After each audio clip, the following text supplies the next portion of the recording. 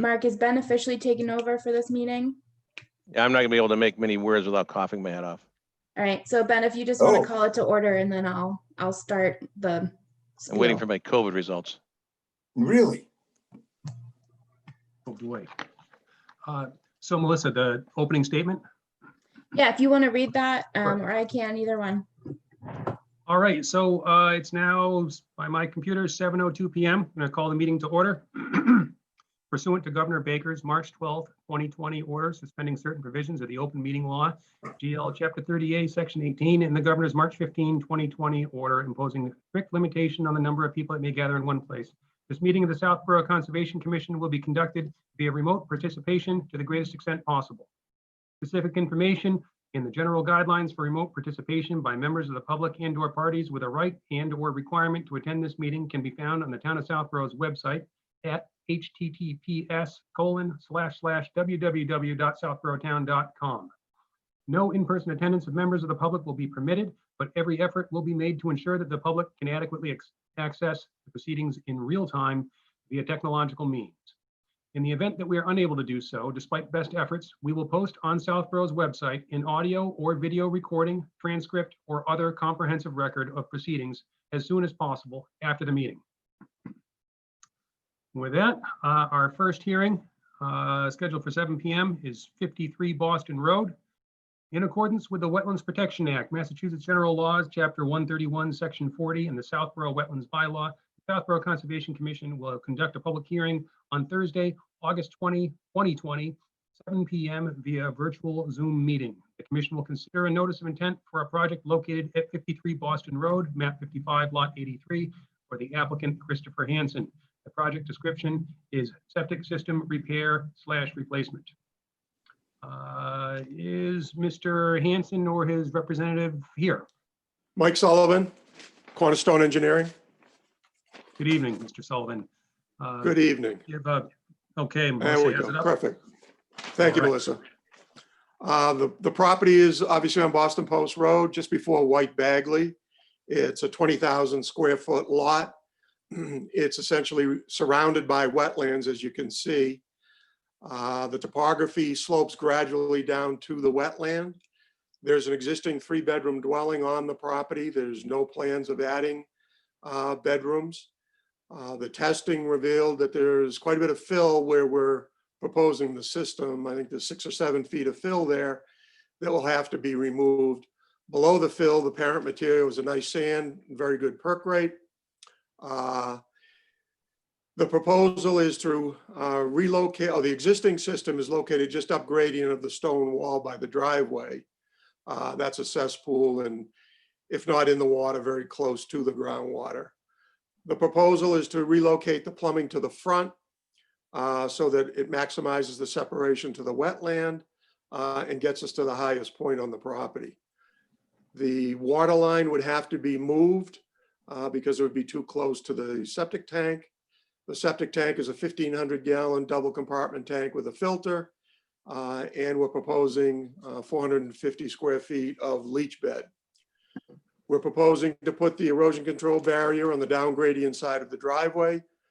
We located it there primarily as trucks are coming in and out. I presume there'll be material that would be left on the driveway, and the silt fence will collect that rather than on the up gradient side of the driveway. That's why we chose it where it is shown.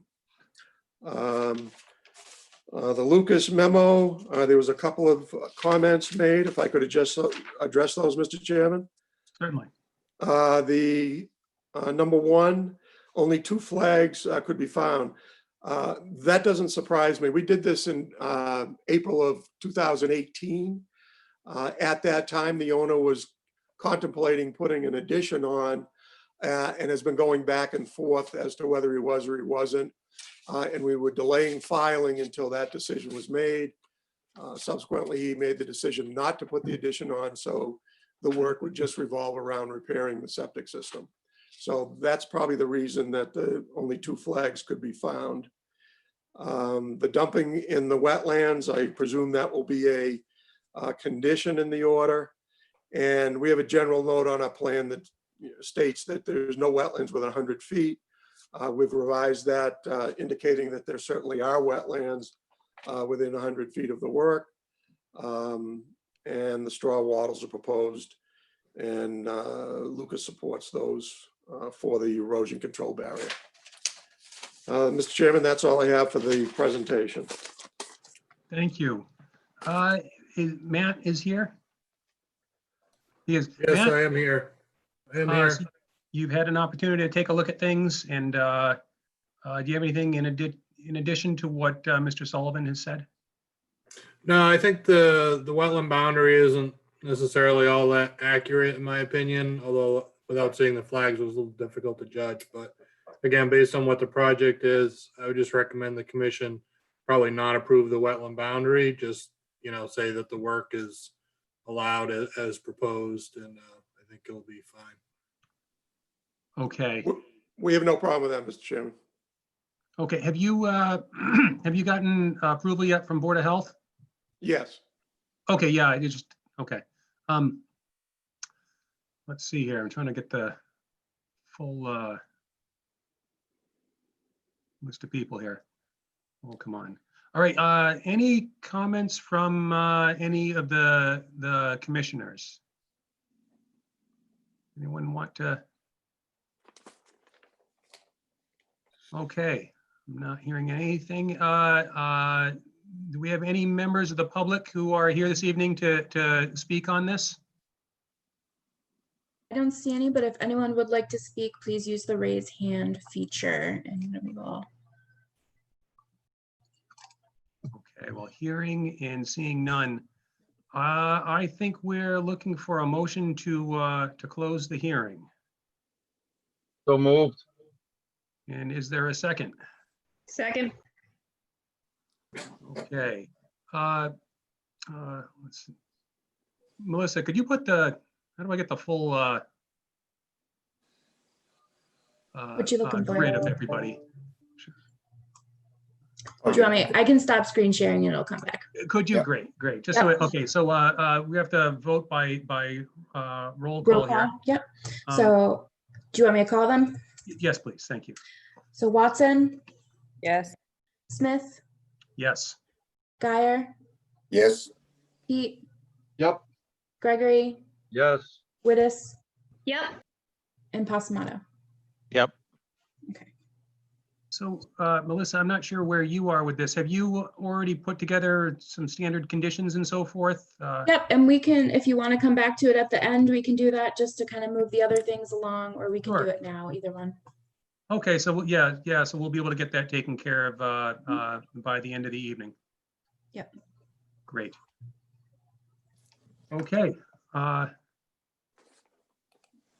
That's it for 53 Boston Road. Next up,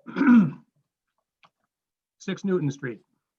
In accordance with Southborough Wetlands Bylaw, the Southborough Conservation Commission will conduct a public hearing on Thursday, August 20, 2020 at 7:05 via a virtual Zoom meeting. The commission will consider a notice of intent for a project located at 6 Newton Street, map 54, lot 46, for the applicant John Walter. The project description is septic system repair / replacement. Is Mr. Walter or his representative here this evening? Excuse me, Mr. Chairman. Yes. I have submitted a price on this project. So I guess I Okay. ought to recuse myself unless they're fine with it. Either way. Is Mr. Walter here Mike with us? Mike Sullivan from Cornerstone. Oh, okay. I guess we have to leave that up to you, Russ, whatever you're comfortable with. Is your bid still pending, or is it, have they already selected? I think it's still pending. I hope it's still pending. So I guess I'll recuse myself. Okay, fair enough. Mr. Sullivan, would you like to present the project? Thank you, Mr. Chairman. Very similar to the last presentation. Fairly small lot, 23,000 square feet. This is the first house as you're going up Newton Street from downtown on the left. It's an existing 4-bedroom dwelling. It's going to stay a 4-bedroom dwelling. There's an isolated vegetated wetland to the rear of the property that you can see. Again, we've tried to get it to the highest point and the furthest distance from the wetland. We're 52 feet away from the closest point of the leach field to the wetland. The soils in this area were fairly good with a 6-minute perk rate with a relatively high water table at 4 feet. The repair is going to consist of a 1,500-gallon tank, and 630 square foot leach bed will be installed in Title V sand. The erosion control, as you can see, connects to the back corner of the house, encapsulates the proposed work area, and terminates at the street. The existing system is a cesspool that's, I don't know, maybe 35 feet from the wetland, and that is in the groundwater. So we'll be changing the plumbing, moving it to the front of the house again, and keeping the system the maximum distance away. With Matt's letter, there was a discrepancy between our narrative and the plan. We call out straw wattles on the plan, yet in the narrative, no, the reverse. Straw wattles are called out in the narrative, yet our typical is hay bales. Unless the board has a preference, I would prefer to use the straw wattles. I just think they're easier to work with for the contractor. So I would defer to the board if they would rather see the hay bales, but I would suggest the wattles. And that's it, Mr. Chairman. Thank you. Matt, anything to add? Nothing to add. Okay. Let's see, any commissioner who would like to ask a question, make a comment? Mark? How big are the wattles? 10 inch, Okay, What was that? 10 inch. 10 inch? All right, thank you. Anybody else? Okay, I guess yeah, for my part, I'm fine with wattles versus straw bales. Either way, if they're installed correctly, I think on this site it'll be fine. will, Are will, we- it- will, Go ahead, question, Charles. it was, Yes. will the wattles be trenched? Yes. Okay, All right. Before I ask for a motion, Melissa, are we sort of similarly situated where we can close now and then vote to issue at the end of the evening? So just ask for public comment, but this is under just the bylaws. So yes, we don't need anything else. Is there anyone here from the public who wishes to speak on this project?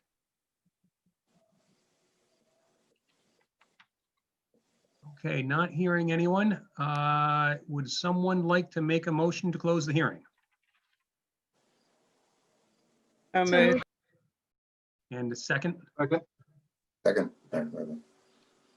Okay. Melissa, would you like to call the roll? Watson, Yes.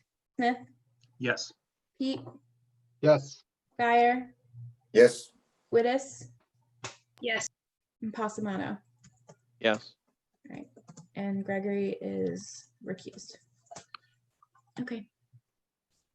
Okay, thank you very much. Thank you very much. Hey, Mark, good luck with your test. Yeah, I was supposed to be back by now. I don't know what's going on. Yeah, the best of luck. Thank you all. Have a good night. Next up, Bigelow Road. In accordance with the Wetlands Protection Act, Massachusetts General Laws, Chapter 131, Section 40, and the Southborough Wetlands Bylaw, the Southborough Conservation Commission will conduct a public hearing on Thursday, August 20, 2020 at 7:10 p.m. via a virtual Zoom meeting. The commission will consider a notice of intent for a project located at Bigelow Road, map 49, lot 19, for the applicant Robert Stewart. The project description is construction of a gravel trail and viewing platform for the Southborough Open Land Foundation. And is there a project proponent here this evening with us? Yes, Robert Stewart, 2 Southborough. Good evening. Do we, Melissa, do we have presentation materials? Okay, are you able to pull those up? Here we are. So the project proposed is about a 300-foot walking trail that leads from Bigelow Road down to the edge of the wetlands on the Solf property there. It will be a public walking trail. And as you guys can see on this map, I've marked out where the water was through 2 visits to the site. And we will need to put a bridge over a small runoff stream there. It isn't even much of a runoff stream. It's actually just more of a wet area. But we're trying to do as little damage to the area as possible and just allow people to get a good view. So there will be a bridge there that will lead down to a slightly raised viewing platform, 20 inches off the ground, to give people a better view out over the grasses to be able to view the wetlands. Okay. Let's see, Matt, have you had an opportunity to take a look? We were not asked to review this one. Okay, okay. I'm pretty intimate with it. You are? Okay, yeah, yeah. Any questions, comments, Russ? Well, I'm kind of down on it without having a major invasives program going first. The front portion, Melissa, do you have any of those pictures available? Let me see if they're on here. Hold on. I would keep So the- talking and I'll pull them up. The front portion has a major infestation of Japanese knotweed, and pretty much the balance of it is viciously infested with bittersweet, with a few grapes mixed in. It almost is on the level of the way Breakneck Hill was when the first mulching was done out there. Okay. Okay. Any other commissioner with questions or comments they'd like to make? I have a few. Oh, Sure. Mark, do you want to go first? Oh, so I live on Bigelow Road. So I've been around this. One of my first questions is how high is the platform going to be above the water level at the moment? It will be built over land, but it's going to be 20 inches over the ground. So my concern first back here is that there's a significant beaver issue in my backyard. And it goes right to where this is going to be. Have you thought about in the next few years what would be a maintenance or plan of action if the water rises above the platform? The platform is on a raised area along the water. It isn't like down into the swamp. You can kind of see it drawn out on the map there. There is a raised mound along the water's edge. So unless the water level rose drastically, the water shouldn't make it to the platform. Okay. So I bought the house 2 years ago, and since then I've seen at least a foot raise of water. So Really? yeah, when I bought it, there was no, you couldn't see water, and now I've had people canoe down it. So, and I've only been here 2 years. There's a lot of water building in this backyard. I'd love to see the town manage the beavers on the other end of this area, but it's a different discussion. The other concern I have is that we don't know exactly where the boundaries of the 2 lots are. Was this surveyed? Is there any markings out in the field? Attached with those photos, there should be a picture showing the wetland boundary. I was talking about the property boundaries. The property boundaries have not been surveyed other than the online map. So I had issues with this in Westboro where a trail was built on someone else's property and for the town, and it cost the town a lot of money to survey it and then to move the trail. That's something that I'd like to see at least assured that it wouldn't be put on either neighbor's property before I would say yes to this. Okay. Anything else, Sherry? Not at the moment, thank you. Okay. Mark, you had something? Yes, can you go back to the other diagram? So what I'm seeing here is a platform that is sitting on some sort of a upland section that is about 23 feet in length between what appears to be maybe not some kind of a swale or something that stops, and then the actual, wet levels as described here, right? That's where the platform's going to go. And then there's a bridge, and it looks like it's 18 feet to a dot, and then 25 feet from there. So this bridge and this platform, both are well within our 20-foot no-touch areas. Yes, they are. So how are we getting around to allow that?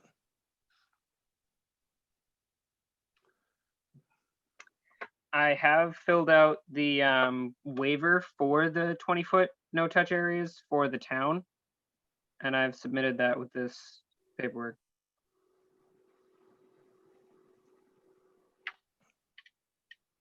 So I'm a little uncomfortable with setting this kind of a precedent for this kind of a project, personally. I have a question mark that's actually related to that. I mean, what is the special significance of this particular area of wetland that would lead to the public being particularly interested in coming and looking at it? The wetland back there does have quite a lot of bird life. It is very open, and it is generally a cool area back there. The purpose of this trail is to make use of the Solve property there and just give the public access back there, because other than the people living on Bigelow Road, it's a completely secluded property for the public. Can I ask a question? Certainly, go ahead, Carl. Is there since I don't know what it looks like down here, is it possible that instead of having the bridge, the platform is on the other side of where the bridge is, the viewing platform? You could back it up and put the platform back 20 feet from the note, as Mark noted, then the no touch, and you could still see. You have to have the platform on that side of the bridge? Well, the tree line actually comes down to exactly where the platform is. Most of that stuff in that diagram there that is marked as water is more along the lines of like seasonal mud, but it's still an obstacle. That's why we have the bridge there, so that we don't interfere with any runoff flow that may go through there during certain seasons. And the platform is put there so that it's outside of or just on the edge of the tree line, and so that people actually get a view. Because if it's too far back, there's a lot of trees and a lot of bittersweet and brush down there that's going to obscure that.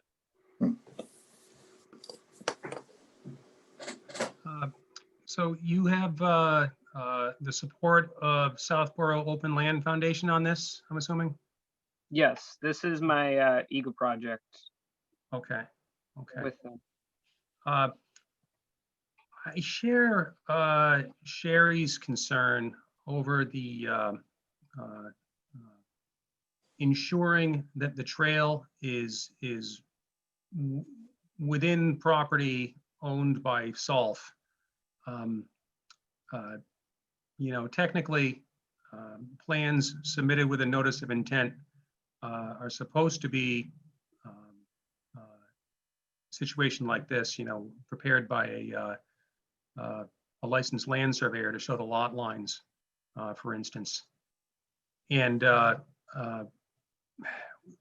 we've gotten a letter from some abutters and apparently family members of the original person who donated the land, with some concerns about existing parking trouble on Bigelow Road, where users of the property have caused even some property damage with sounds like some haphazard parking, as well as because it's not clear exactly where the land is. They've had some issues, they say, with trespass onto their own properties.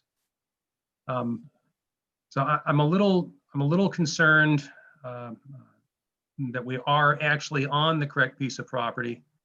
And then lastly, it seems like it'd be pretty easy to walk out in the woods and see exactly where a wetland is. You look for swampy, soggy ground and some cattails. And as Matt can tell us, it's a lot more complicated than that often. And determining the edge of a wetland, it's not uncommon that it ends up in a place where, as a layperson, we just wouldn't really expect. The aerial extent of it is much bigger than you'd think. So I have a little bit of concern over the bridge and platform. The concern that in fact they might actually be within the wetland, although it may not appear so to stand out there, with your hands in your hips looking at it. I have a little concern about that too.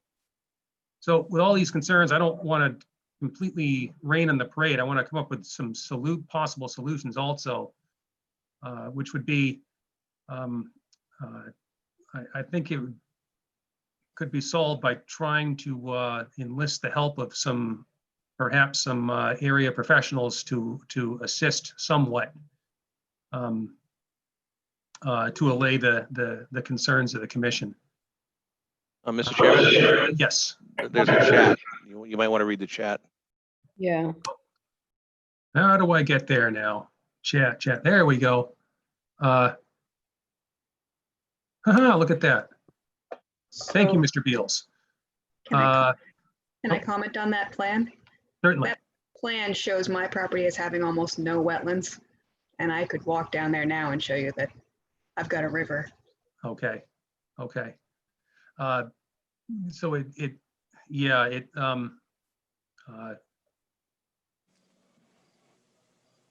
let's see, another addition to the chat, that there's parking available across the road in a turnout used by the MWRA.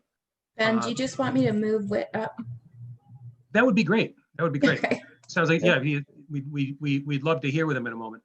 Hear from him in a Parking moment. also can be created around the trailhead, because it was mentioned earlier that there is a lot of, I'm not entirely sure what it's called, but there is a lot of invasive weeds right around the trailhead, blocking the sign, which may have caused some confusion about where the trail is. And also, it's an area that could be cleared without destroying any native plants and could make room for 1 or 2 cars, which is most likely all this property is going to be seeing. Okay. We have another note here in the chat from Ms.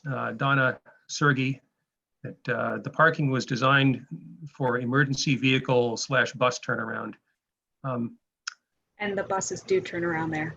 They do, but this is, again, I guess I would ask Mr. Beals, as I believe, still the chair of SOLF, if this property is in fact owned by SOLF, and if they have an agreement with the bus company or school. I believe that it's DCR land. Excuse me, Russ? I believe that it's DCR land across the street.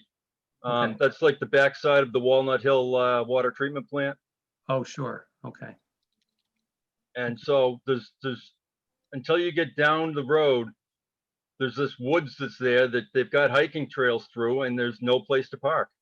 Okay. I see another note from Miss Mrs. Sergey. I understand now. Okay, we're talking about a couple of different things. Parking in the MDC area sounds like currently is being used for buses and emergency vehicles. Mr. Stewart mentioned the possibility of perhaps a couple of spots on the Solf property itself. I think I'd love to hear Mr. Beals speak to that if we could hear from him. Sure. Can you hear me? Good. Yes. I think the Robbie Stewart is correct in saying that there would be room for a couple of parking spaces on Solf land, right at the Solf land it's a 40-foot strip that goes back to the wetland area. It's actually 98 feet of frontage because of the flares where it gets out to Bigelow Road. So there is room there. And with respect to controlling some of the invasives, I think it'd be pretty simple for us to pull together a work party to do quite a bit of that clearing back of all the bittersweet. And knotweed is extremely difficult to control, as everybody knows, but we can attempt that. Most of the knotweed comes in, believe it or not, when the DPW or other people with earth moving equipment come and stir things up or put road sand down. That's anywhere you see a little road improvement project, anywhere in Eastern Massachusetts, it's got knotweed. And it is very, very difficult to control, even with herbicides. It's possible, but I mean, mowing is the best way to do it. You can actually kill it through carbohydrate starvation if you mow it frequently enough. But we can make sure that we know where, especially the boundary line is between the Solf piece and lot 44, Ed Cram's property, because the trail should go, I think, closer to his property than to the abutter to the right, lot 42. Okay. I see there's another message from Mrs. Sergey, who's, I'm sure I'm mispronouncing the last name wrong, and I apologize. But if you are on the Zoom chat, I think in a couple moments, we'd love to hear from you. I believe you're one of the authors of the letter that was sent in to us. I would just want to offer one last comment.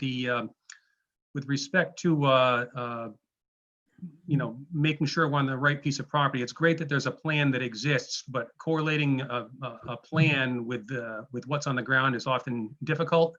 And unless there's some sort of monumentation out there that the plan references so that you can get your bearings, with a cloth tape, this would be an instance where perhaps you could enlist the aid of a local professional who could establish 1 or 2 points out on the ground that you could then work from where this to go forward. Agreed. And we intend to be in touch with Mr. Cram to see if any of his boundary lines are monumented first. And if they are, then it will be pretty simple to do an offset and make sure that the path is correctly located. Okay, thank you. And now we'd love to hear from Mrs. Sergey if she's on the Zoom call and can be brought up here. Is that possible, Melissa?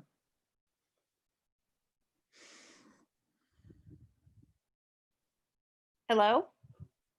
Hi, we can hear you. Hi, I'm here with my husband, Robert, and we did write a letter. We have a lot of history in the town, and I'm going to turn it over to my husband, and he will talk for you.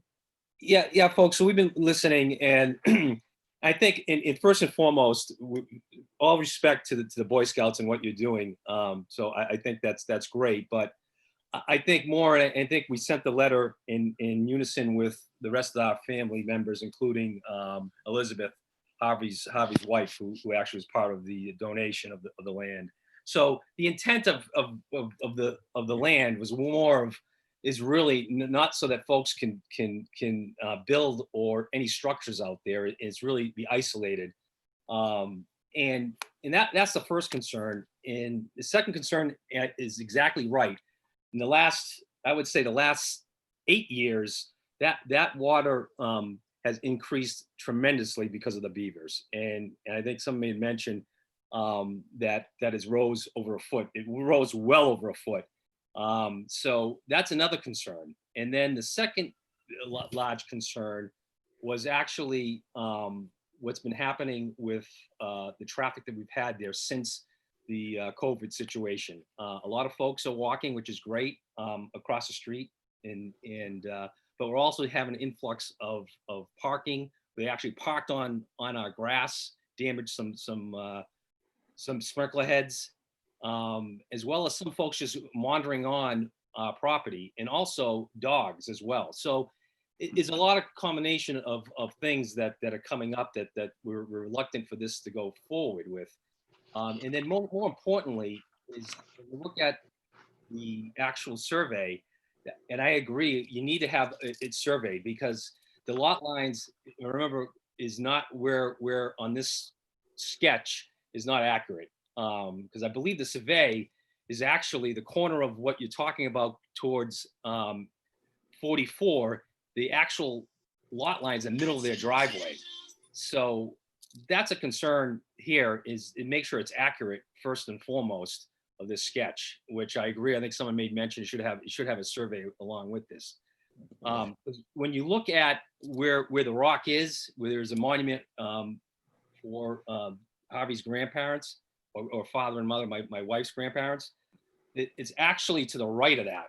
I think, Mr. Beals, you were right. It's actually closer to Ed Cram's old, and again, I apologize, Ed has passed away, but his property on 44.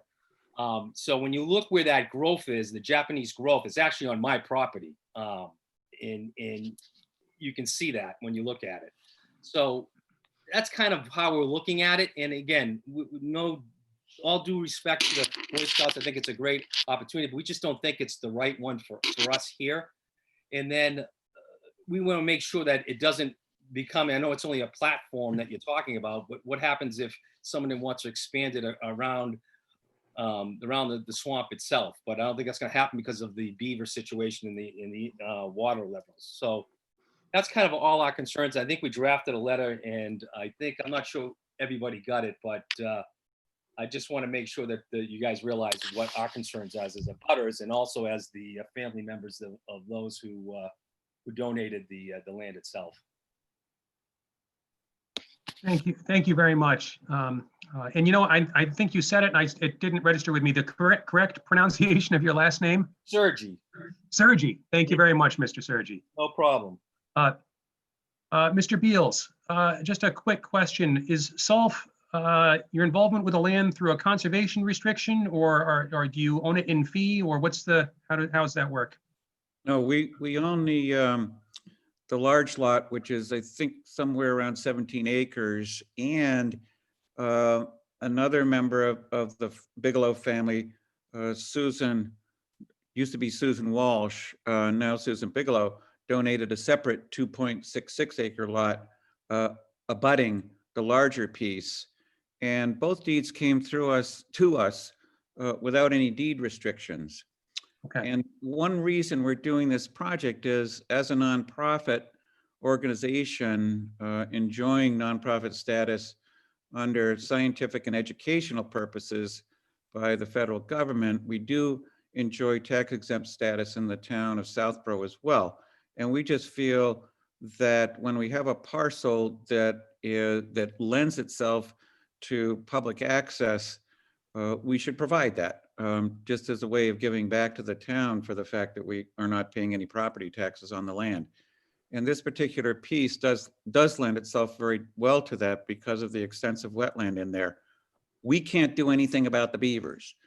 Fortunately, beavers tend to eat themselves out of a food supply over time, and I've seen it, in dozens of places over my lifetime, where there'll be beavers that are a big problem now, but in a few years they go away. And unfortunately, in their activities, they often drown a lot of good woodland.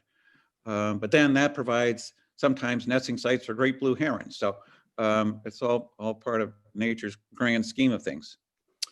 So I think as Robbie said, we really can't take any responsibility for the beavers.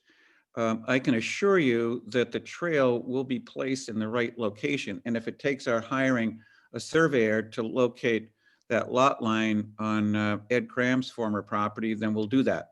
We do have people who are very adept with maps and compasses. And because there are meets and bounds on the recorded survey, we should be able to relocate those lines ourselves. If we can't, then we will probably hire Cornerstone since they did the original plan. Also, as part of my Eagle project, I can work it into the budget and hire a professional surveyor to do that. And we will make sure this trail is in the right spot. And to your concern about the parking and trespassing, I actually believe this project will benefit that issue because we will be providing A, parking, and B, we'll be opening up the area around the sign and the area at the trailhead. So it's a lot easier for people to find the trail so that people don't get confused and trespass. Hi, hello. I'd also like to first apologize for the picture that just popped up, but I'm on the board. My name is Lawrence Spezzano. I'm a resident of Southborough and I've been working with Robbie. I just wanted to piggyback on what he was saying. We do have a survey that's going on with some students that work with us from Clark University, and they've been surveying reptile and bird activity in the area. I have spoken with them about the fact that they shouldn't be walking on the lawn and they should be accessing from other locations. So I believe, to Robbie's point, having the trailhead added in will remediate that. But also, I think that the folks that were actually walking on the lawn were most likely those students, and they've been told and they shouldn't have been trespassing in that sense. That's all I have to say. Thank you. This is Jeff, can I ask some questions at some point? Certainly. Go ahead, It Jeff. doesn't have to be first, but. Oh, please go ahead, Jeff. Okay, yeah, I have a couple of questions, comments, thoughts. I guess one is I don't know this spot super well, so I'm not sure how much it's interconnected with other trails. Is this sort of a continuation of other trails? And sort of the other piece of that question is, who are the consumers of this trail? Do people have to like drive in from across town to get there, or is it, can you get to it from other spots by walking a longer hike? I was also wondering, how central is the sort of bridge and platform to the whole idea of the project? Can you have the trail down there without the bridge and platform, and maybe make the project a little bigger in scope by taking out some of the knotweed, or doing some other work on that plot of land rather than actually constructing in what might be the wetland? So to answer your first questions, the trail is actually very close to Sawwink Farm, which is just in Westboro, and that is also a large area of open land. They wouldn't be connected per se, but they would be close enough that someone could do both in one day. And as far as the platform would give a better viewing area because there is a lot of weeds down there. And like I mentioned earlier, there is the tree line to deal with too. However, we could leave out the platform. We would still be building the trail down to that same area though, because that is how far we would need to go to actually get to the wetlands.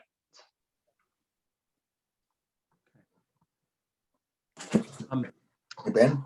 Yeah, go ahead, Carl. We have a sketch that just says bridge. It really doesn't show us to what extent the construction of that would be. Or is it, I'm beginning to see something on Okay, all right. Okay. So that, But on that topic, I had a couple of questions, concerns myself. In particular with the bridge, I guess a platform also, given the topography of the land and what we've heard from the abutters and from Sherry, I'm concerned about the wetland delineation. And before I'd be able to consider voting favorably for any kind of construction there, I need to know where the wetland actually was. As I said, it's not intuitive when you're out there, and I'm often surprised by where the line ends up. With respect to the 20-foot no-touch zone, we do occasionally waive that, and we will waive it when some sort of mitigation is provided. And here, there's been some discussion of perhaps in concert with making a parking area with some sort of invasives management, which for me, I would consider that, very adequate mitigation if, for instance, a bridge was put over a small section of the wetlands. On that topic, I think I need to see some detail, a dimensioned sketch at the very least, referencing property lines of a proposed parking area, as well as a sketch and perhaps narrative about the type of invasives management that you'd be proposing to do. Especially, it sounds like the worst concentration is along the closer to the road. And with respect to parking and trespass concerns, there's a question for Mr. Beals also, I guess, or just a comment that I think this could also be, the situation could further be helped maybe with some appropriate signage, directing people, on the parking and trail usage and so forth. No So anyway, question. those are my comments on it. I'm sorry, Mr. Beals. That's a good point. And I think certainly we were counting on doing that, especially if we do put in, make an area where a couple of cars can park. We would make sure that they couldn't go any farther down that 40-foot strip by putting up a barrier or barriers, and would provide signage, certainly. Okay. Excuse me, Ben? Yeah, I saw, Matt, first I saw Mark had his hand up. Yep. Mark? Yeah, what I was going to say is, what I'm hearing, it sounds like the applicant and, the Eagle Scout project and other supporting members of SOLF and Clark University and so forth, excuse me, have some resource availability to be able to identify wetland boundaries, identify lot lines, put together something that's dimensional, and identify parking lot spaces, et cetera, that the board could then understand better where this all sits geographically, and be more similar to what we're accustomed to with a notice of intent application. And from where I'm sitting, the sketch, although it's a good foot forward, it doesn't really provide the level of detail that I think we need for a notice of intent application to move forward.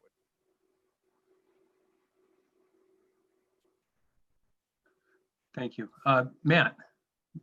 Yeah, my only comment was, and perhaps it's shown on these plans, but with Sherry's point of potential flooding in the area, I'd have a concern as far as how both the bridge and the viewing platform where they be built are secured to the ground, so that if you did get a flood in this area, they don't just float off somewhere and potentially do damage. Mm-hmm. Both of the bridge and the viewing platform, there is a picture of the platform design in here too. They will both have concrete footings. The platform will actually have the concrete poured onto the 4x4 post that'll be supporting the platform, and the entire platform will be dug into the ground. And with the bridge, the concrete footings will be just like concrete post footings. But they will both be anchored and dug into the ground slightly. Okay. One other question. This obviously is intended to be there for a long, long time, right? Has Salt committed to maintenance on this? I mean, it'll have to be replaced. I don't know what you're making it out of, but it'll have to be replaced probably in 10 years, right? Is that a commitment on the part of Salt that they will maintain this? Yes, we would definitely maintain it.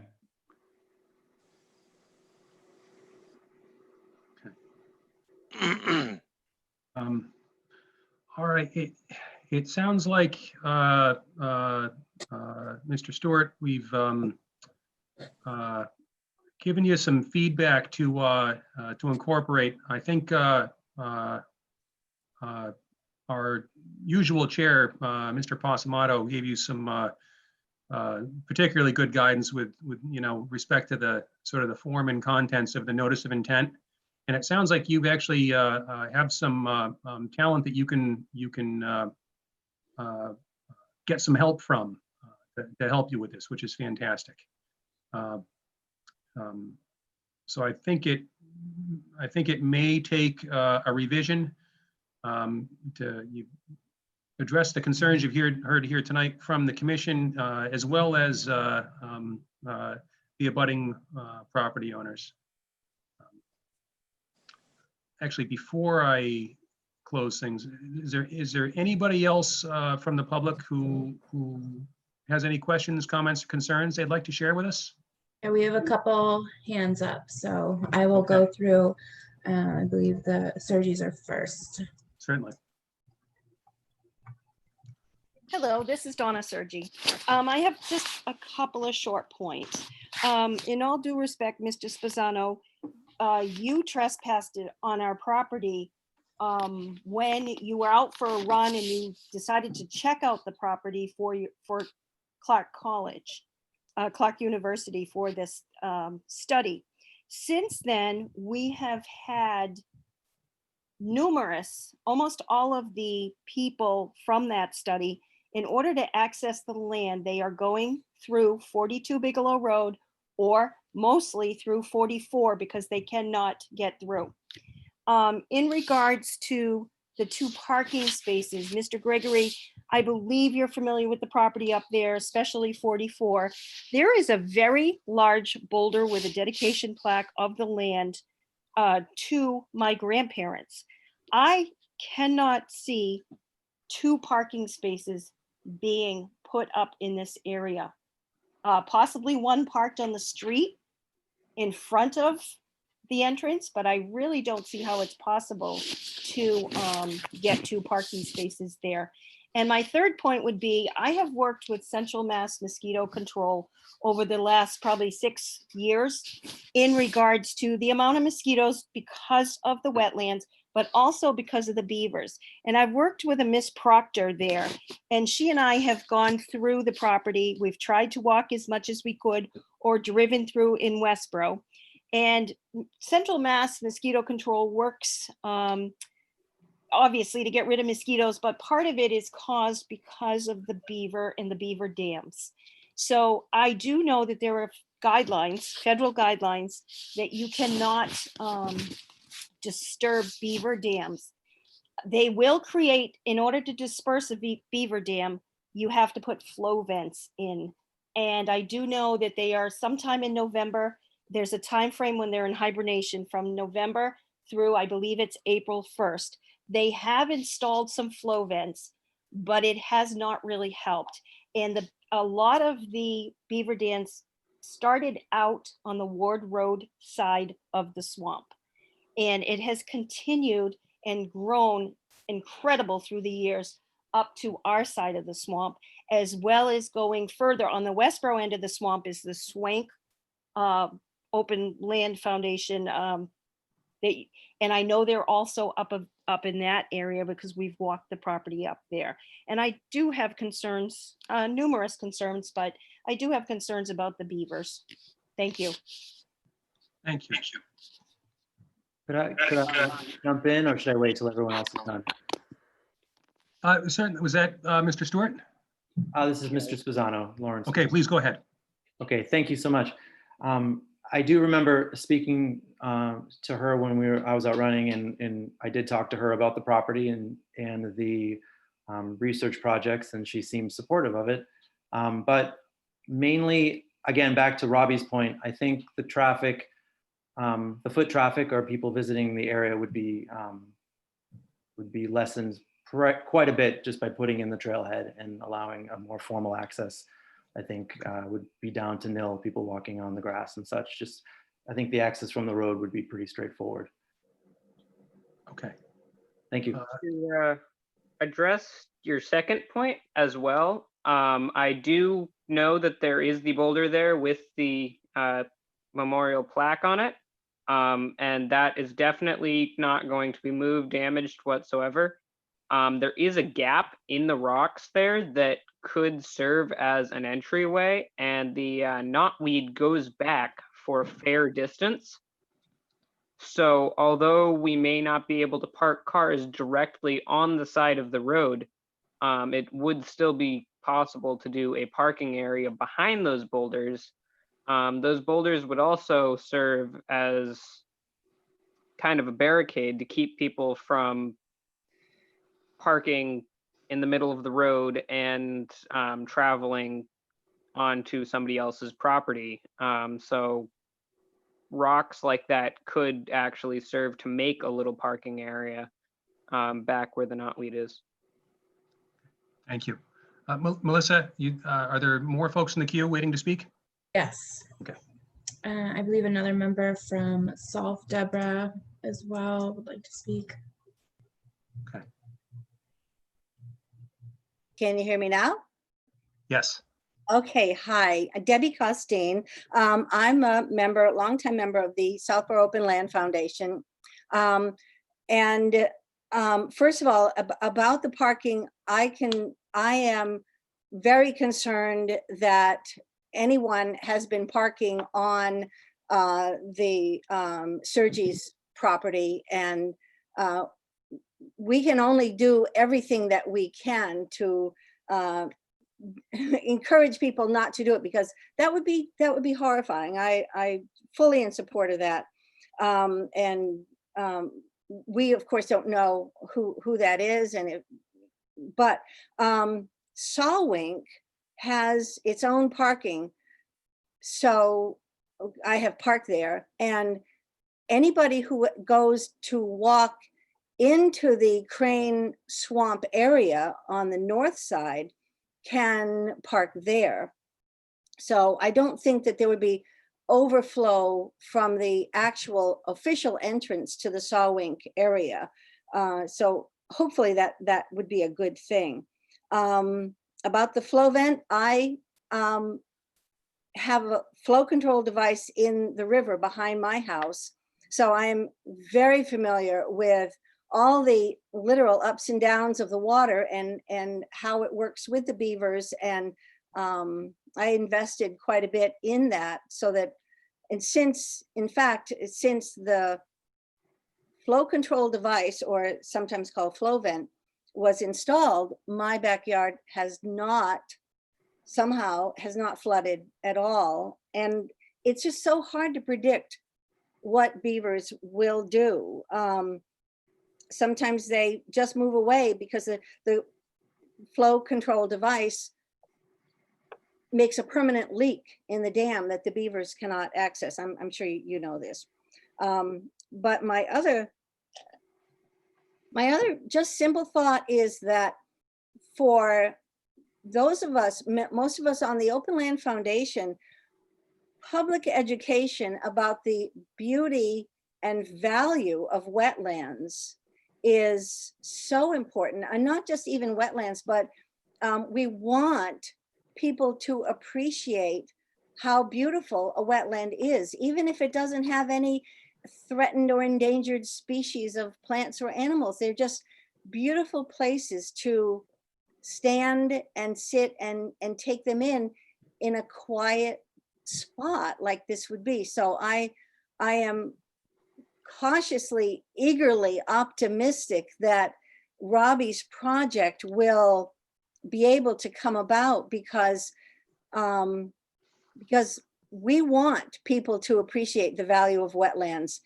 And this is, of course, is minimal intrusion into the wetlands, and Audubon itself, of course, has multiple boardwalks and observation platforms throughout wetlands of their properties. And I think it's a balance, and the public benefit and understanding and education is significant. So those are just my thoughts about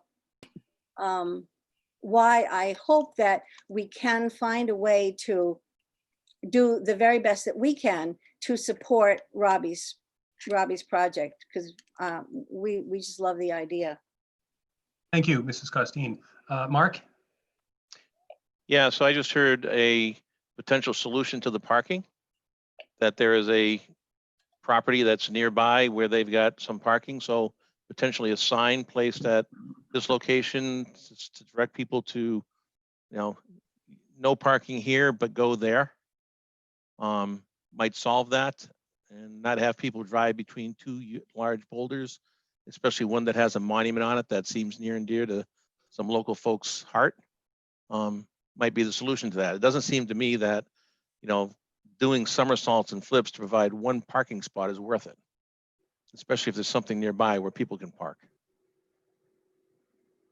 Mark, are you talking about the Swank Farm owned by SVT in Westboro?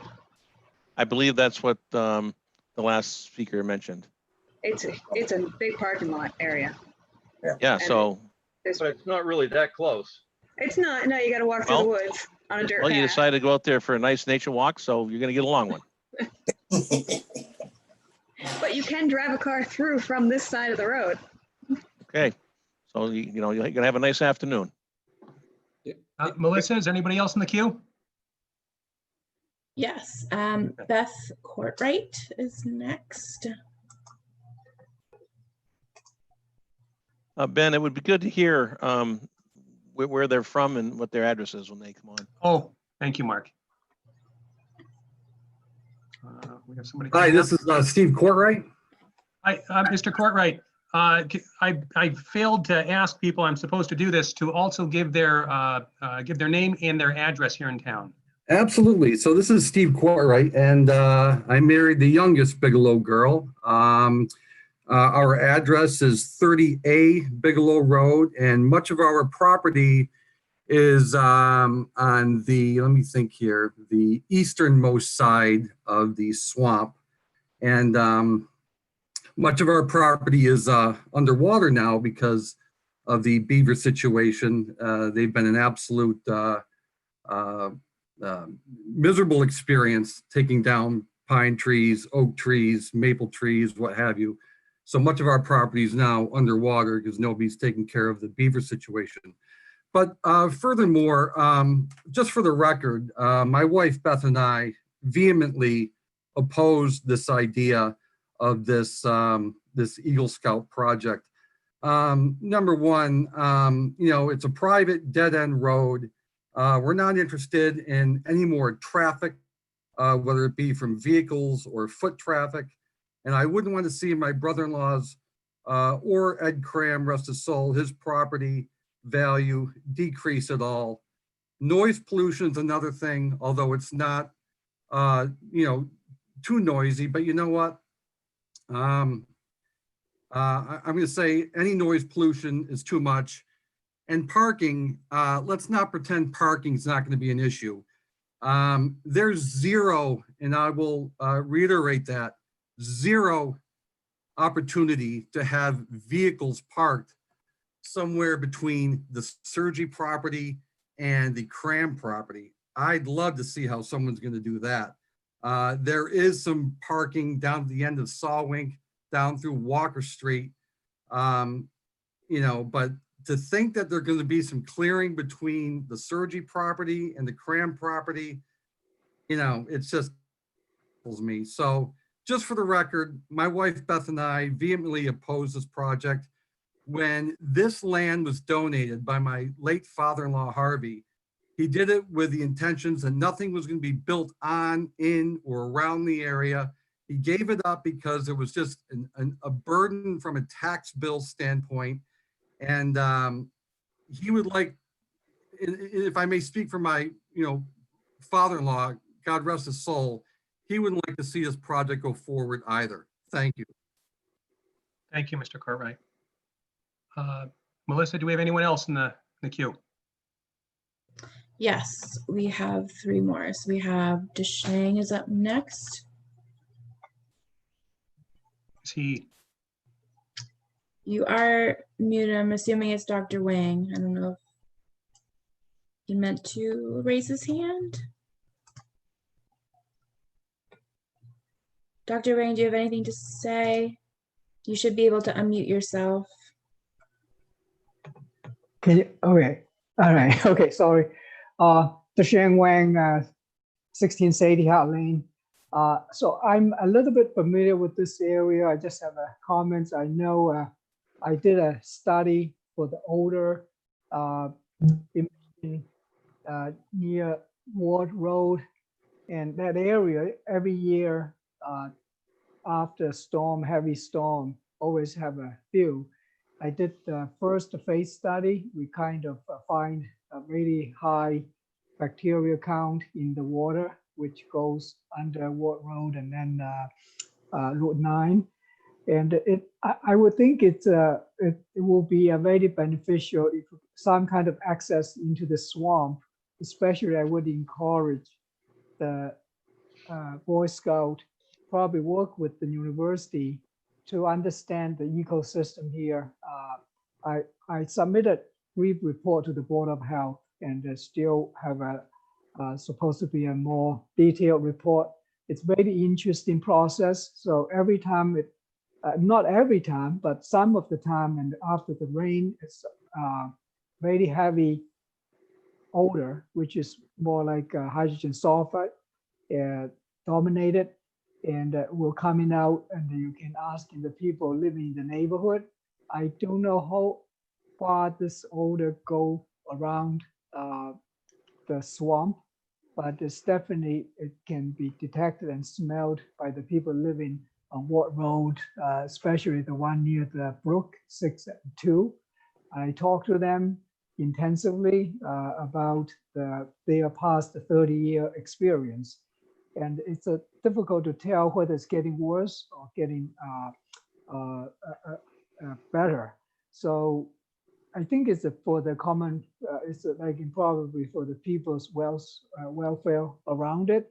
And just like in the neighbor just mentioned, their yard was flooded because we are all on septic systems. If this beaver dam, all the things together doesn't get started and resolved, it may have some more sewage or kind of leak into the swamp. So the causes, it's still not figured out, but we had a very good understanding about the process. So it's almost like it as a trapped, this odor, the chemical is not fully identified. So we did identify the hydrogen sulfide, but there's probably some others in it to cause this odor. And so it's toxic when this concentration is high. So when the boys going into it, I hope we don't run into that situation, because that's a health concern to me, to the young kid. But how to solve that problem, it probably take quite a effort, and I really encourage some kind of access and getting more data, study it, and that's probably will be a very good project. It's not just understanding it. It's probably, if that things get resolved, it's going to benefit the people living around the swamp and preventing septic system failure and the toxic fumes getting emitted into the neighborhood. So I would support it. It's just as from what I understand it, it can be beneficial, but I definitely fully understand the people living around there get to address their concern about traffic and noise. So I think it's good signage, directions, and management probably would be also a good challenge for the Boy Scout team leaders and the Boy Scout member to be aware of this need and to see how can they deal with it, not just in this process, but in the operation and use the trail to give them this challenge. Say, okay, we are using this one from the benefit and the donation of the generous people around there. We are responsible for to be aware of their concerns, and this is a challenge. So probably all together will make even better. So because challenge doesn't stop people, for the Wang, goodness. I'm sorry, Mr. Wang, can I interrupt for a moment? Sure. I'm sorry, we have a very full agenda tonight, and Sure, we sure, I really need to keep things moving along. I Yeah, I'm apologize all for the set. interruption, but Okay. I'd like to thank you for your comments. I understand we have another couple of residents who'd like to speak on this. I want to make sure everyone gets a chance to voice their concerns and opinions here. Melissa, who's up next? Cynthia Cram. So Cynthia, you should be able to unmute yourself. If you're there, there you go. Cynthia Cram, 44 Bigelow Road. So I share all of Mr. Courtwright's concerns, and I'm just concerned about parking mainly and, noise a little bit. And also, even if there's signage directing people where the trail is, who's to prevent them from or enforce them from not wandering off the trail into the wetlands and into our property and my neighbor's property, our backyards.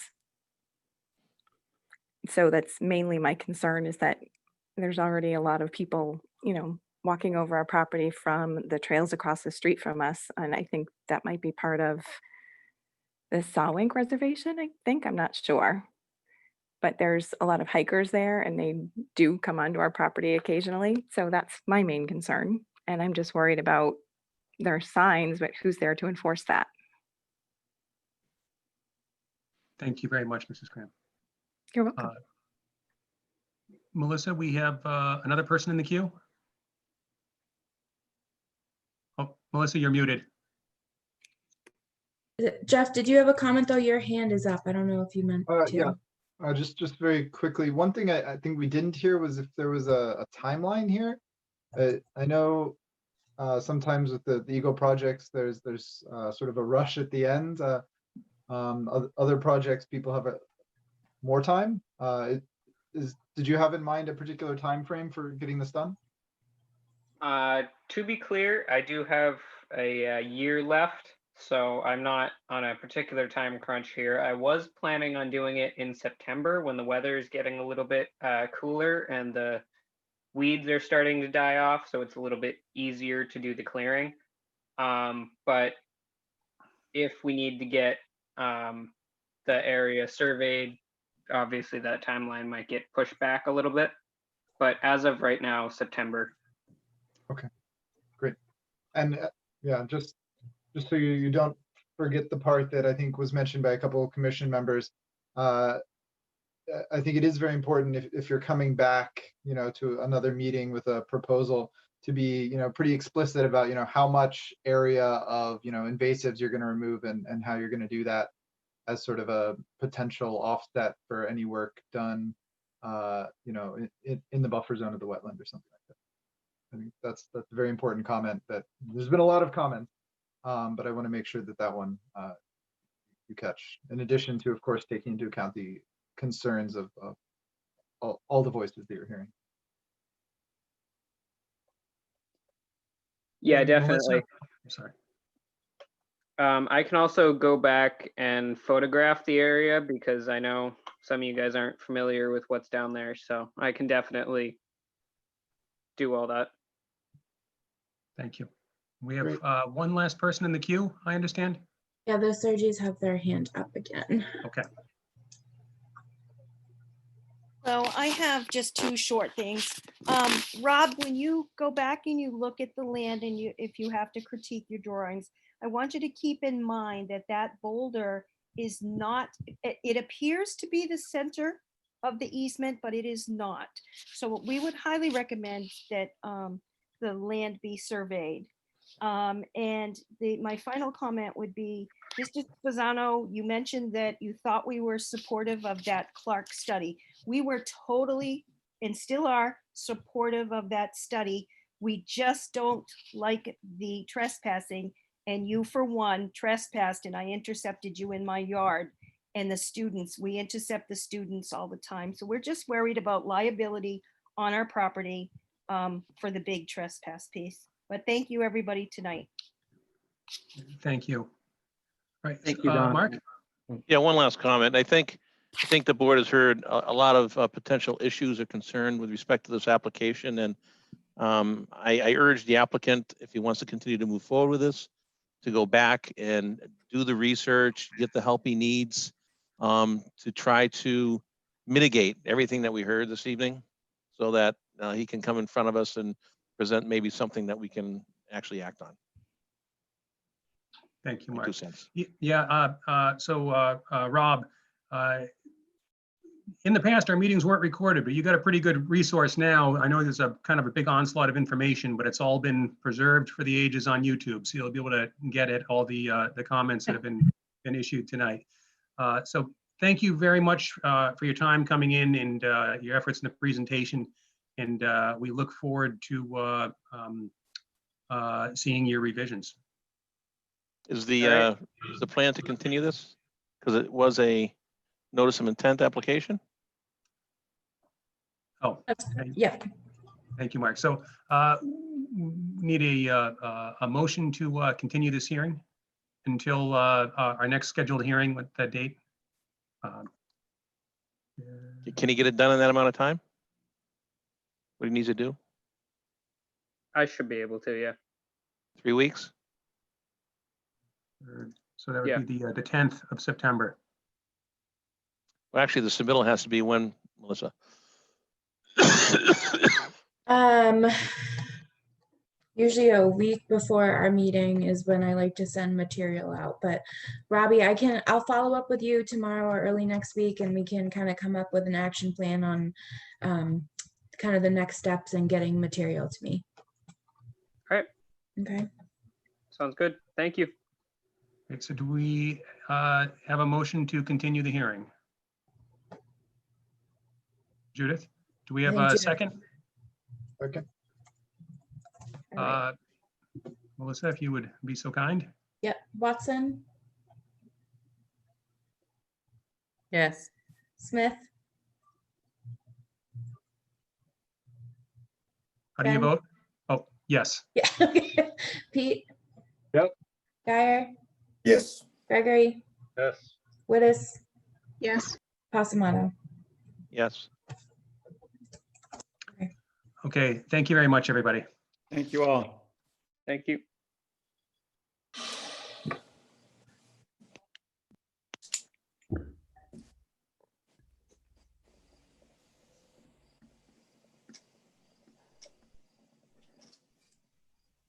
Ben, you're on mute.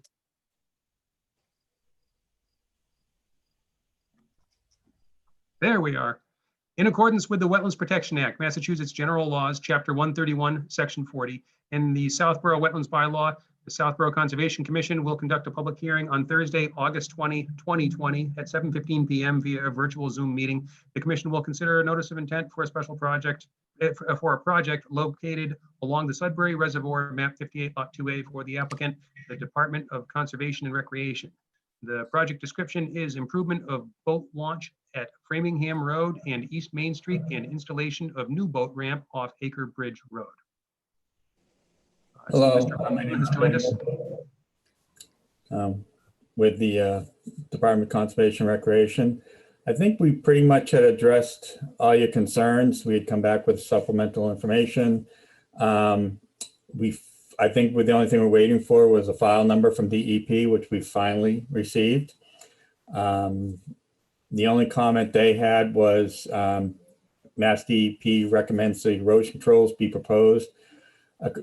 Erosion controls proposed and installed along the bank of the reservoir following the completion of the work within the areas typically subject to inundation in order to prevent sedimentation of the reservoir while the terrestrial portion of the project are stabilizing. So as we finish the ramp within below the high water mark, we would, as that gets completed, we would move our composted filter socks up beyond that while we're doing the work further up the road or trail and the turnaround. So we would be doing that. We would still maintain the silt curtains in the water. Even as the reservoir levels brought up, we'd still maintain them in the water until things have stabilized. So I think that was the only comment. That was the only comment from DEP. Matt, I don't recall it. Did you took a look at this, Matt, originally? Yeah, so initially I had not, the commission did ask me to take a look through it. So I looked through the original information and the supplemental information that was submitted. I thought it all looked pretty good to me. My only comment on it, I guess, was a sort of getting back somewhat to the alternatives analysis, a question of the system that's being used actually in the water. So that grid system that gets infilled with the stone, was that considered all for actually use in the road that's being constructed, so that it could either be backfilled again with a highly permeable material like crushed stone, or potentially even backfilled and made into like a grass road, a stabilized grass roadway? No, and one of the reasons is I have just enough of the GeoWeb to do the boat ramps. I've been trying to get a vendor on contract who supplies this for probably over 8 months. I don't see anything happening in the near future, probably even the long future. I happened to be able to work out that I was able to get enough just for the boat ramps. So we didn't really consider using the GeoWeb. And we've considered using, and that's something we've looked in down the road, some other applications that we would use something like that, but I can't guarantee I will be able to get any more until things improve going through Boston. So. Anything else, Matt? Or was that was it? That was really about it. Okay. Anything from the commissioners? Anyone have any questions, comments, concerns? Doesn't sound like it. Do we have anyone from the public who would like to speak? We Not don't? seeing any. Okay. A second here. So now I don't have anything myself. I guess we're looking for a motion to close the hearing. So moved. All right. Do I'll we have a second. I never get to do that. Okay. Oh, boy. Okay, Melissa, could you do the honors? Yes. Watson, Yes. Smith, Yes.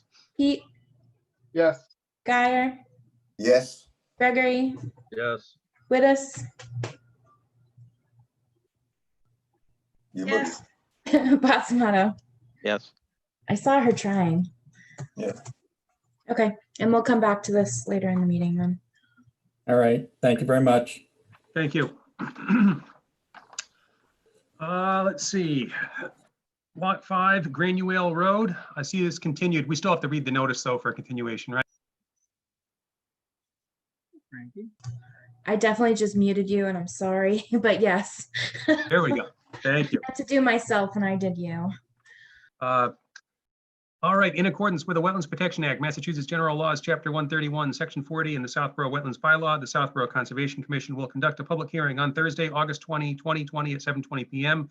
via a virtual Zoom meeting. The commission will consider a notice of intent for a project located at 5 Granuel Road, previously part of 26 Granuel Road, map 50, lot 51, for the applicant Whitney Street Home Builders LLC. The project description is construction of a single-family home, septic, and associated improvements and installation of an impervious barrier to contain breakout from the disposal area. It looks like this hearing is being continued. So we're just looking for a motion to do that. So moved. Okay, and do we have a second? Second. All right, Watson, Yes. Smith, Yes. Pete. Yep. Guyer. Guyer, Yes, sorry. Gregory, Yes. Wittes, Yes. Passamano. Yes. Okay. Okay, moving along. Park Central. In accordance with the Wetlands Protection Act, Massachusetts General Laws, Chapter 131, Section 40, the Southborough Conservation Commission will conduct a continued public hearing on Thursday, August 20, 2020 at 7:30 p.m. The commission will consider a notice of intent filed by the applicant and owner, Capital Group Properties LLC, for a project located at 0 Turnpike Road, Park Central, maps 31, 41, 24, 25, and lots 4, 4A, 3, and 5. The project description is construction of a mixed residential development with wetland and stream crossings, stream restoration, and associated road work, stormwater utilities, and grading. Good evening, everybody. Who's that?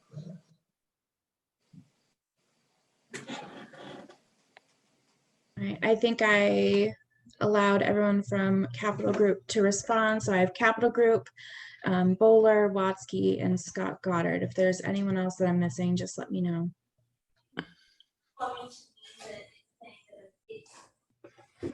Like everyone is still muted here.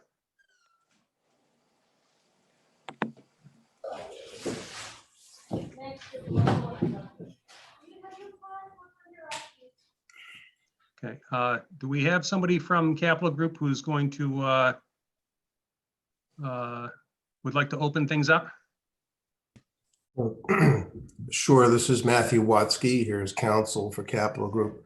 Well, as I'm sure the commissioners will remember, we requested that the commission close the hearing at the last meeting. The chair chose not to do so. So we really have nothing that we intend to present tonight and have requested that the hearing get closed.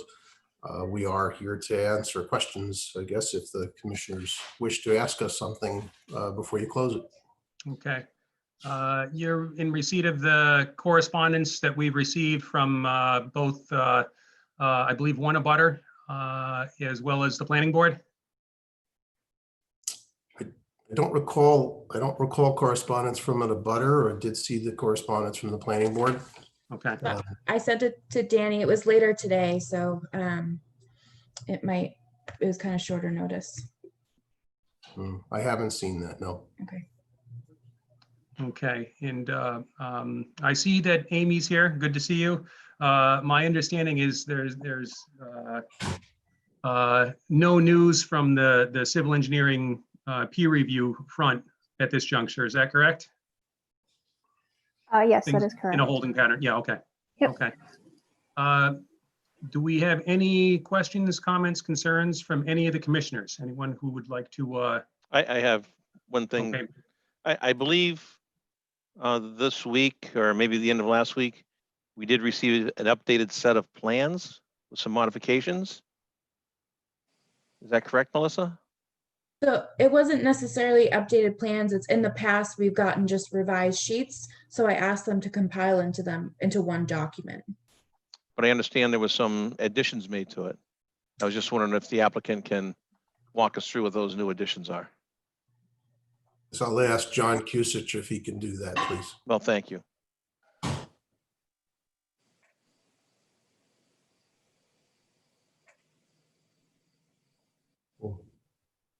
Mr. Kusich, you're muted.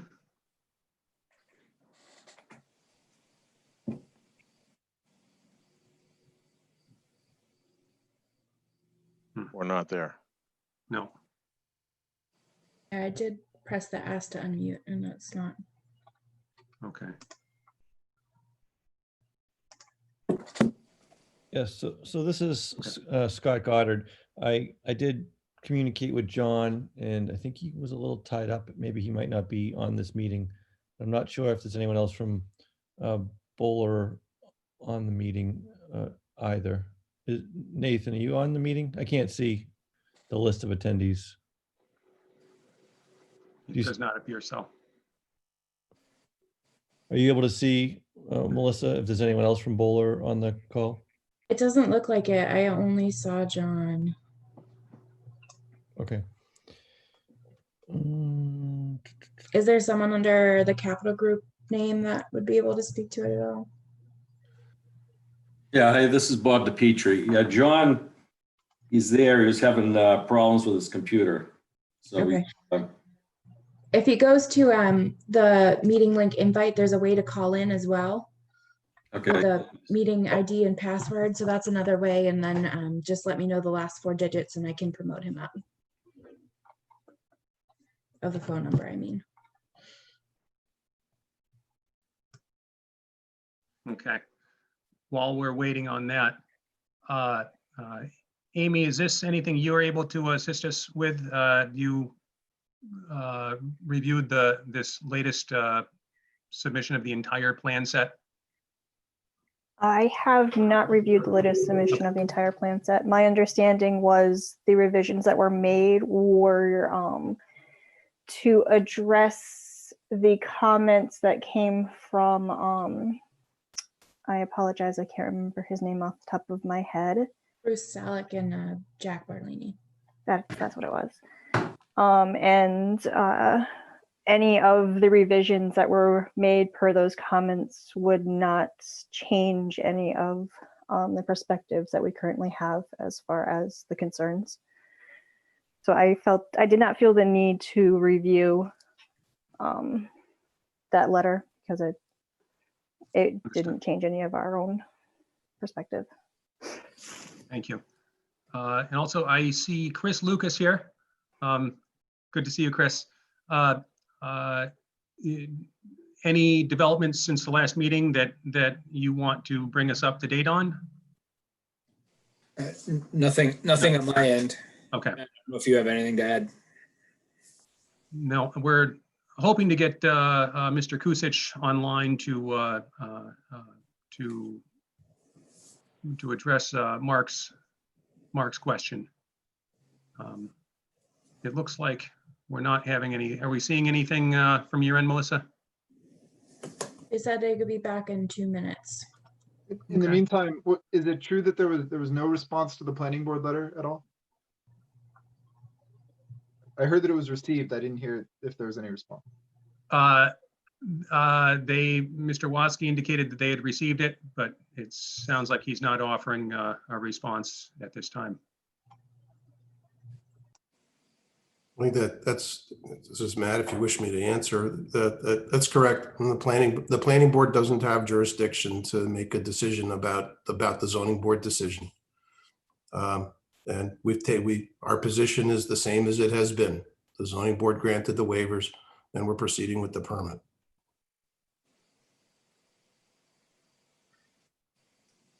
Yeah, I think it's safe to say that we each understand where the other sits on this. Just while we're waiting, Attorney Lacey, I see that you're here at the meeting. I take it there have been no developments that you need to update us on since the last hearing, just while we're waiting for Capital Group's engineer to get online.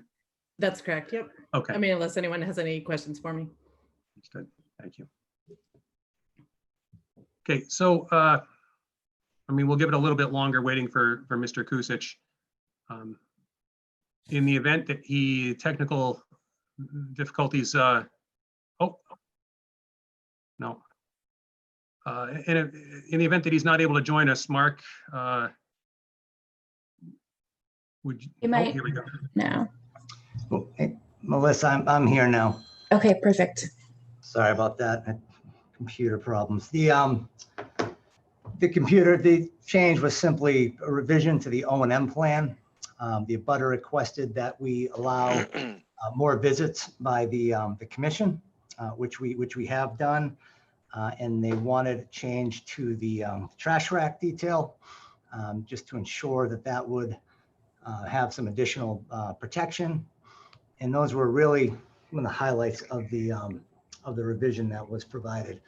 Again, as Melissa had presented, a lot of the plan changes was really just to get you a compiled full set of really of everything. And that it was just really housekeeping stuff. There wasn't anything that changed any of the stormwater analysis or any of the design. Okay. Thank you for getting online with us to let us know. Yeah, my apologies. Oh, not at all. Is there anybody else from the commission who wishes to share a question, a comment, a concern? No, I just want to say thank you for the clarification because I actually hadn't had a chance to look at it or see them. So I just wanted to understand what was modified. Now, do we have anybody from the public here with us this evening who would like to speak on this matter? Do we have anyone in the queue, Melissa? Not yet. If anyone does, oh, we got one. Jeff Walsh. Okay. Jeff, you should be all set to speak. Thank you. Can everyone hear me all right? Yeah. Yes. Could you just share with us your address, please? Certainly. My name is Jeff Walsh. I'm with Graves Engineering, 100 Grove Street, Worcester, Mass, representing Dr. Majid Yazdani of 16A Bantry Drive. I know the commission has a lot of information to sort through, and I'm sure you've been sorting through it. I'll make this brief. I just want to remind the commission of my letter dated December 3rd, 2019, in which I spelled out the explanation of why compliance with the Mass DEP Stormwater Standard number 2 is required in 310 CMR 10.056K. The letter includes the citation of an appeal decision issued by Mass DEP in 2017. That decision supports the findings of the commission's peer reviewers and Graves Engineering with respect to the evaluation point at the wetland boundaries. If anyone's reviewing my Mass DEP document citations, you won't find that DEP has a provision for evaluating changes in water levels in resource areas as a means to circumvent compliance with standard 2 at the resource area boundaries. I just wanted to summarize. I think I spelled it out very well. And again, the letter is dated December 3rd, 2019. Thank you, Mr. Chairman, for letting me speak. Thank you, Mr. Walsh. Do we have anybody else from the public who would like to speak on this? Melissa, do we see anyone in the queue? I don't see anyone else. If anyone else would like to speak, please use the raise hand feature. We'll just give folks a minute just to make sure. There is, I think Jack Barnolini wants to talk. He keeps going up and down. So hold on one second. Jack, are you there?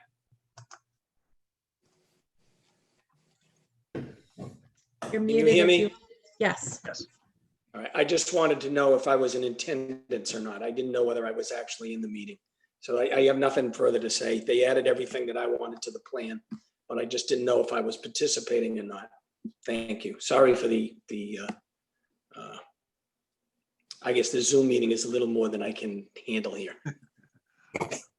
Thank you very much. Okay, anybody else from the public? Not seeing anyone else. That being the case, then we need a motion to close the hearing.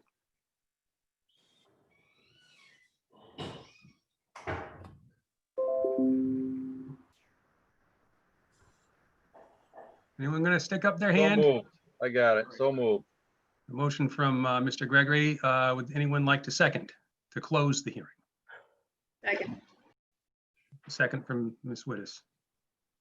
All right, so Watson, Yes. Smith, Yes. Pete. Pete, Yes. Guyer, Yes. Gregory, Yes. Wittes, Yes. Pasamato. Yes. Okay. Okay, the hearing is closed. I suspect we won't be able to vote on an order of conditions until our next hearing after we've deliberated our decision. Does everyone concur with that? Yes. Yeah. Yeah. Okay. So actually, that's a question. I don't know the answer to this. I guess we would need to continue in order to take our vote at the next meeting. Is that correct? After we've closed the hearing, but we have not voted on the. You don't need to continue. that's So fine. it is closed. Yeah. So in normal Okay. days, you have 21 days to issue it. Rebecca, I don't know if that is extended by default, that 21 days, but It's not extended by default, but the chair has the power to extend it under Chapter 53 of DAX of 2020. But as you say, since your next meeting is in 21 days, if you are going to make the decision at that time, you're within the time limit. Thank you. Yeah. Thank you. Okay, so we don't need to continue, and I certainly anticipate that we will deliberate and make our decision on the, what is it, the 10th of September, I believe. Okay. Thank you very much, everybody. All right, thank you. Good night. Good night. Thank you. Right. Okay. Oh, what did I do with my agenda? Okay.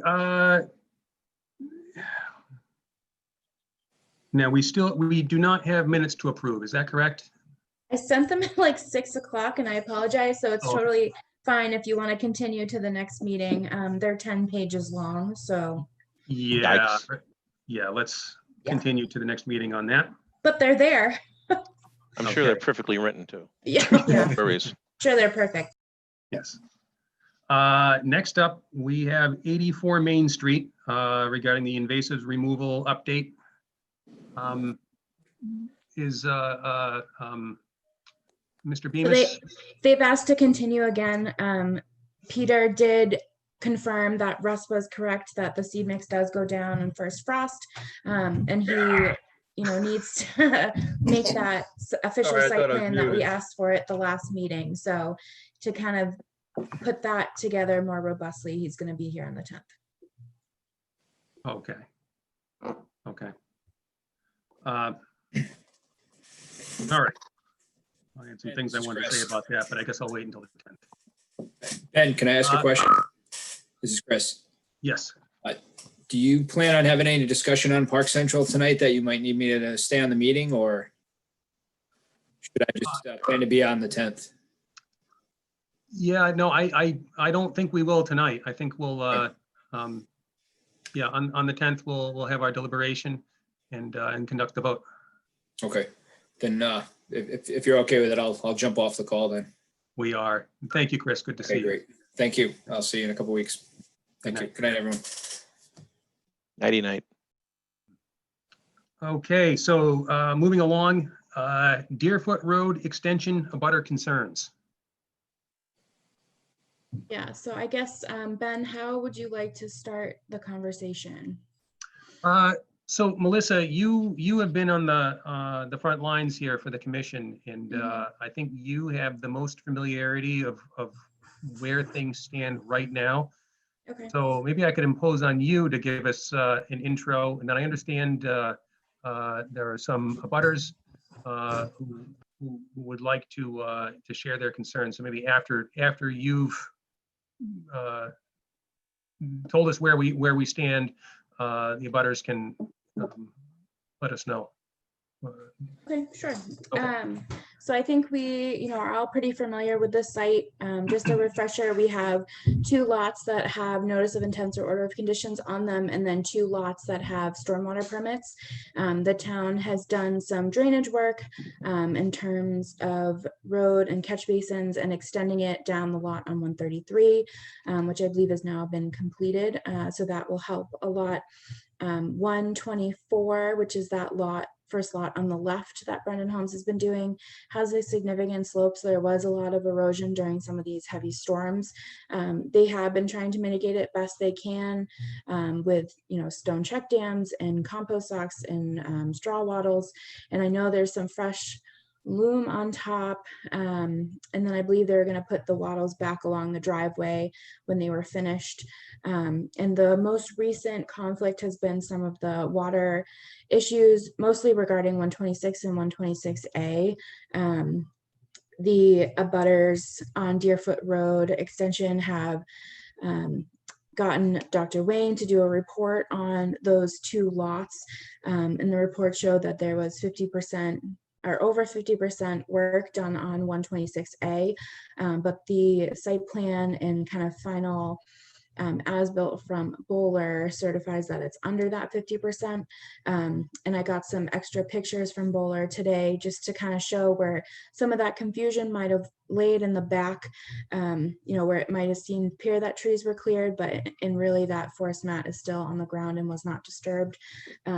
So at this point, the lot that we have the jurisdiction over currently, which is 124 and 123, both Brendan Homes has been working quite, significantly with me when there is a rainstorm and afterwards, and identifying any concern and kind of rectifying them as quickly as they can. I know the abutters have had their kind of issues, and I think at this point, we kind of need to take a stance on if that 126A lot is jurisdictional, and if it is not, then the water issues between 126 and 126A are kind of more of a civil matter.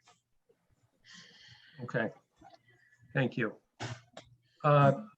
Let's see, do we, it's Mr. Mahonen from Bowler. Is he here with us this evening? So John Kuchis from Bowler is here, who we just heard from. So did you want me to put him first, or do you want the abutters? Let's hear from Bowler first, and then, because I understand the abutters have a number of concerns. There are a number of abutters, presumably, who would like to speak, as well as their experts. So let's get Bowler on first, and then we'll move to the abutters. Good evening. For the record, John Cusick with Bowler Engineering. So I think there was a memo put together by Mr. Wang, and there are a handful of items that he questioned within that memo, and we had responded to that memo. In particular, I think one of the questions was relative to the whether or not the stormwater permit was required for lots 126 and 126A. The plans that we had submitted, and this is actually 126A before you, highlights the area in yellow, which is the disturbed area. And it shows it a little bit conservative. It's a very thick stone wall in the front that isn't impacted, but we calculate that area just to show it and go from property line to property line back to the slope in the rear. So from the calculations, the total lot area was about 74,500 square feet. Disturbance on the lot was about 35,000, which equates to 47%, which was under the threshold. As such, this lot was not filed for a stormwater management permit. Again, when doing the design, we make sure that there's runoff for the roof water. The flows are slowed down based on the flatness of the backyard. We have check our pre's and posts and all that. So again, I think everything was designed appropriately, and a permit was not required. I think during construction, and we weren't really involved with this, I've just learned about it later. I know there was some punch list items on the back of the lot where the grading wasn't quite brought to the final plan conditions, at which point water wasn't getting out from behind the house the way that it should have. Those are being addressed and being built per plan, and the developer, who is a quality builder and stands by his word, is doing that work to make sure that that is done per plan and has been communicating with the property owner. Additionally, the property owner had requested, there's you see a swale kind of coming from the top of the sheet and heading down between the two homes. That swale, the homeowner had requested that a catch basin be put there. Instead of running overland, it actually just be captured and then discharged. It's the same amount of water going to the same place. However, the developer is agreeing to do that as well. It doesn't change any of the calculations that were provided, but he is just waiting to get the approval from the two abutting property owners, one at lot 2 and one at lot 3. So I could certainly go into any additional detail you may have, but that's, I think, one of the questions that's requested at this time. Okay. Before we move along, any commissioner have any questions, comments, or concerns for Mr. Kusich? Mark.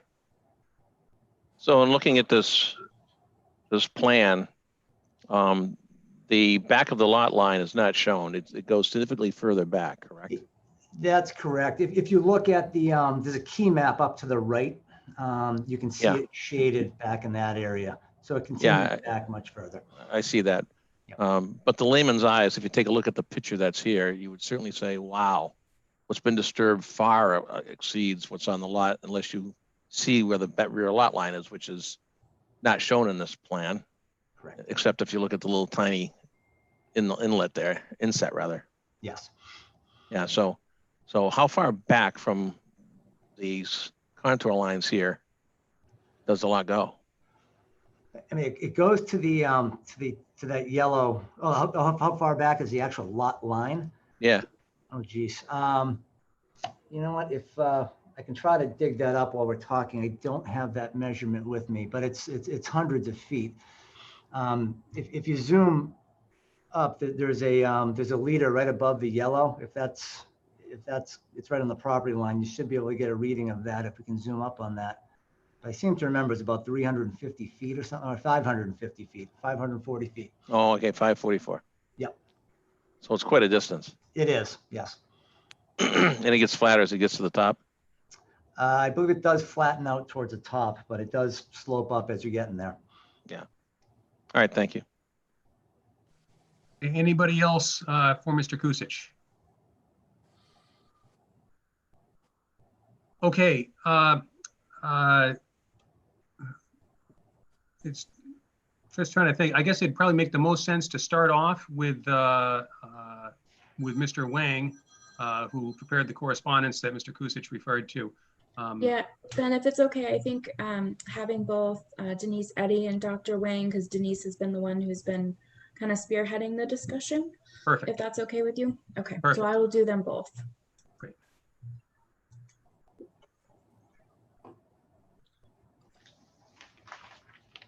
Denise Eddy, 128 Deerfoot Road. Good evening. Good evening. Dr. Wang, are you available? Are you on? Yes, I'm on. Okay, let me just start this off. First of all, I'd like to thank you all for taking the time to listen to us this evening. Some of you may remember back in November, December, I can't exactly pinpoint what day, what month it was, but we came before you for help because the lots at 124, 126, and 126A were flooding. Also, the street was flooding.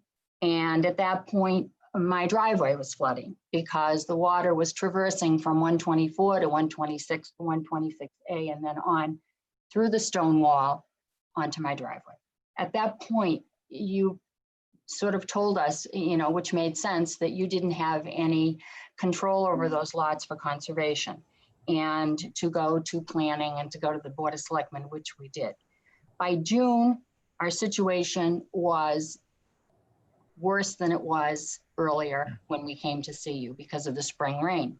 So we hired Dr. Deshang Wang, who is also a Southborough resident and is extremely well-versed in managing water systems and water problems, both for individuals, corporations, and the Commonwealth of Massachusetts. And Dr. Wang was hired by the residents of Deerfoot Road to figure out exactly what's going on. We do have some pictures and some video, not as good as Mr. Geyer took back in his little video back months ago. Ours are probably not as good as his, but we took some pictures when the water was traversing down the driveway, going across to the wetlands and going out into the wetlands across Deerfoot Road. We also have pictures that were taken by the homeowner who has in fact been living in this house since the end of October, has not had a backyard because the water that comes off of this hill is so immense. And granted, I know that Mr. Cusick is going to say that Deerfoot Road had a problem to begin with. Deerfoot Road was a very small little country road servicing 4 houses on that end of the road.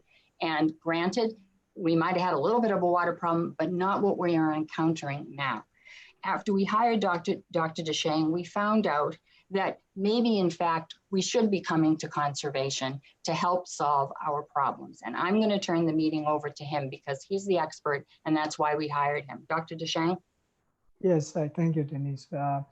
Okay, so I was getting involved in June, and then so there's a couple of downpouring torrential rain, and I said any flooding problems, we get to view it in the rain, and rather than just join it up and or look at the plan. So we get to face the music. So whatever happens at this, we want to understand it. Then we can look at our regulation and the law perspective, and so to clarify the responsibility. So I didn't jump into conclusions, but I did look all the house lot. As you know, this originally, as Denise said, is a 4 house lot country road type of setting, and then turned into a 11 lot roadway, which is 150% increase, and all the houses probably driveways are bigger and longer. So that's just the effects. So we are not, as far as the water goes to the roadway, originally it's pretty much wooded land, almost 7 acres draining down the hill. That's a tremendous, we're thinking about 7 acres of land. And then with all the house and impervious area. So we know as the bylaw as it is, it's not very clear. If you read the section 3.2, it's just say if it's if it's a single family house lot and you don't disturb more than an acre or half of the lot. But if you're really thinking of, because of the lot is huge, so it's 1.7 acres, the disturbance, just looking at it's like 0.8 acres. If we are looking at a half an acre lot, people only disturb a 1/4 acre of land would require fire and stormwater management permit.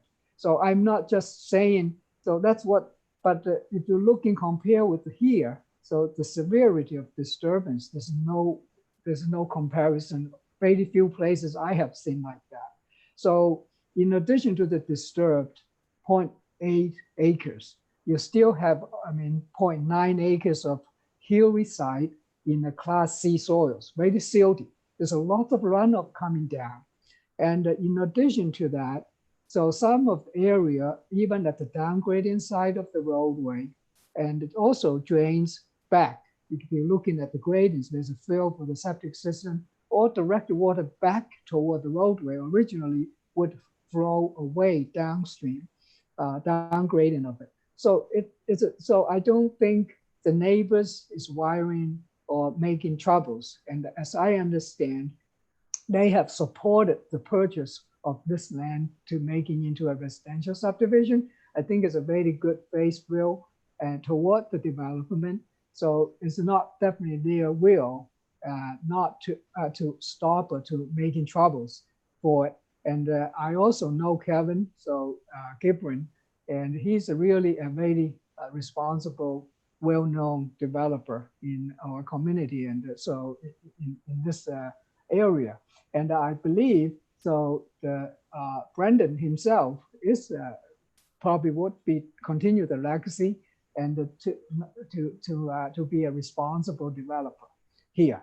So in a way, rather than we are arguing of whether it's permitted or not permitted, as I understand, across the street or 133 or 135, there was a violation, and as an amended order of conditions because of they did intrude into beyond the permitted area, but this lot was not permitted. So therefore, even intruded a little bit, but from what I see, was beyond the joints, and so that's one thing I probably need a little bit clarification to see if there's a real on-ground survey plan. I did survey, but it's not by instrument. We are tape measuring, but I think it's accurate enough to reflect the real situation. I also reviewed the photos from the owner at 126A. So originally, their patio was almost 2 or 3 inches higher than their bulkhead. All right, so the gradings was really a problem. And then you have so much water not just coming. If you're looking on the original, I don't know if Marissa can bring up a plan on my report. You can see the original grading. It's almost perpendicular to Deerfoot Road. So all the runoff from the wooded area pretty much go toward the road. So at the proposed condition, and I would assume that there's nobody. So if you look in the dash line, which is the existing or pre-development condition, all the water is pretty much flow parallel.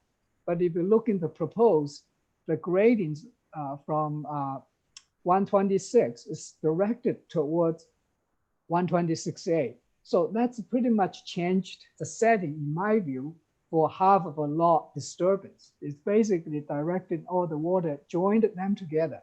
So the regulation, mandate 1 acre is a break, because the two add together is more than 1.5 acres of land get disturbed. And again, the disturbances is just, in my view, is just some kind of indication. Doesn't mean whether it will cause a stormwater problem or not, but it's a very it's an alarming factor for anybody taking the development responsibility to look into or look hard into it if the problem will cause a problem. So, and to take really good steps in safeguard every prospect.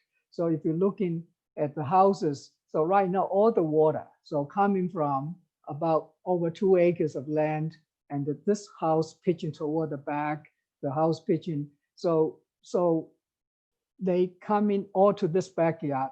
If you look in all my spot shot, if you can enlarge it, in some places was not really even have a pitch. It's like a reverse. It's have a depression, as I said, even just a couple of inches, because of the bulkhead is lower than the patio. And right now, I think the owner lowered to almost flash. So thinking about it, even with the lowered flash, if you are the homeowner, you see from this point, it's probably like in more than like about 2 or 2.5 acres land coming draining down, and you are flat, and the soils are very silty till soils. It doesn't drain, doesn't infiltrate very well. So that water coming in the springtime, you have ice and all, and then you have a downpouring storm. They're going to push into toward the house, and that's why the water was intrude into their basement. And so the grading, this is very mired with the grass growing, all things going on.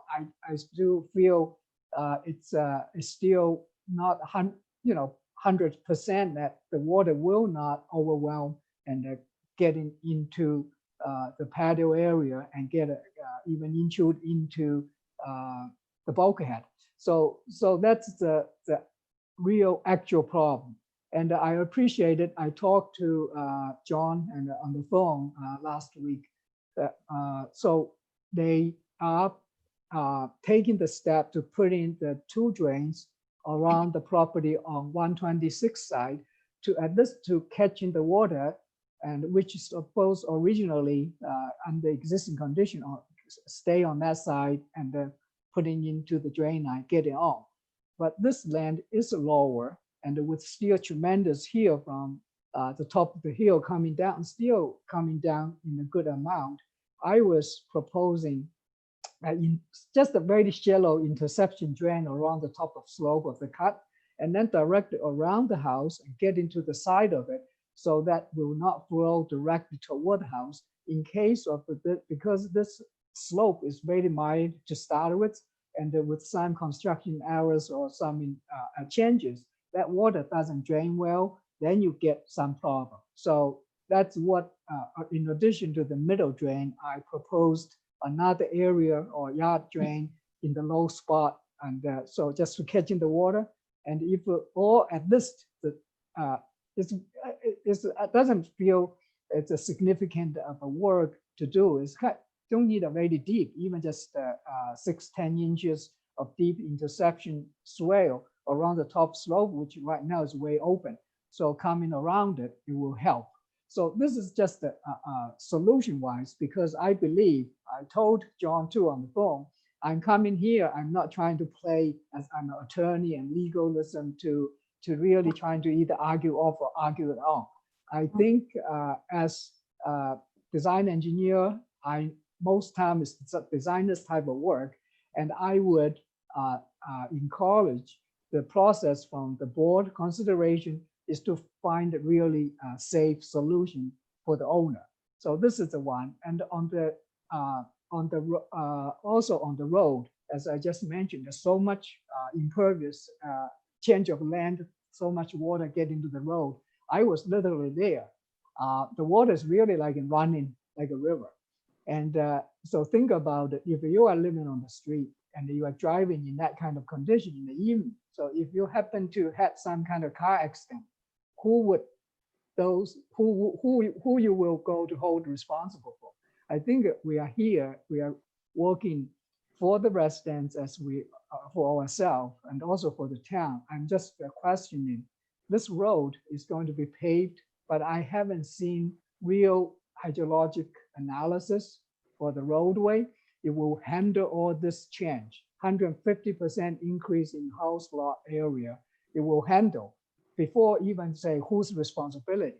But if it have such a big change in this neighborhood, if you are living in the neighborhood, you probably will ask him the same question. So I'm safe. When I get this one, I already see this so much change. So who should I hold for responsible? And I can see that people can say, I haven't really finished all the work. So if that finished the work, can people given some assurance down the road, even after all this finished, the road will not have a drainage problem and causing safety issues for people driving on the road? And if that things happen, who is going to be responsible? If legal actions is taken, who will be on the hook? So it's not just for that perspective view. Coming back again, we want to be responsible party. So if this road is going to be finished, we finish it now with a thorough evaluation and a proper drainage upgrade, and the wire is still in a crumble way, or we pave it and then in the year so we have to rip it off and renovate it. That's costing our money, right? We all chipping into this, the taxpaying the money for, not for work done inefficient or ineffective. So that's just from that broad perspective. And again, I want to also bring the commission to the attention of the bylaw, the stormwater and erosion control regulation. We need to revisit section 3.2. So because of all these problems, I see so much sediment going there, and I know they're doing the best, but the question is, how do you define the best? If you see so many times of the sediment get washed down, so it means the measure is not adequate. So it means they are not doing the best yet. So if if it so many times happened, if it happened once, I can understand. If it happened many times, so it means there's some extra erosion control measures could be implemented. If you see some of the photos, I don't know if you see, I can share some. I received some and I took some in my report. So we get to revisit that section, how to preventing loopholes for this kind of thinness I just explained. If people have a half an acre lot and they disturbed so 0.3 acre land, you will have him to file a stormwater management permit. But here we have 1.7 acre of land disturbed 0.8 acres. We are saying it's okay, right? So if there's a proof, and then because of it's not, but then we have this problem coming up, and the neighbors were struggling to figure out how can bring these things to control. It's not something they're complaining for nothing. So they are suffered flooding and the water even get into the houses. So I'm just putting this in this kind of context, and whether under the current version, and you are the executive section to interpret that section, if that will be needed.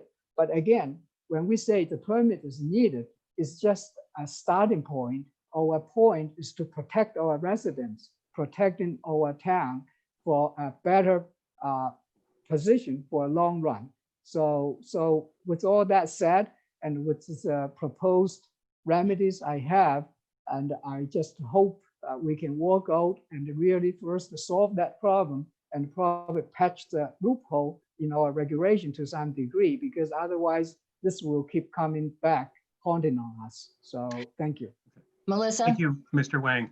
Melissa, I was suggesting that Melissa, if possible, show the commission the pictures and the video. It's not very long, and as I said, we're not great graphic people, but you will actually see what we're talking about and realize, to Dr. Desheng's point, we actually, as a neighborhood, suggested and sent a letter to the Board of Selectmen, all signed by every neighbor, supporting the construction of those homes. So it's not that we didn't want them and now we're complaining. We supported it. It's in the minutes of the Board of Selectmen's meeting, and the letter was submitted by the neighborhood. Melissa, can we show those?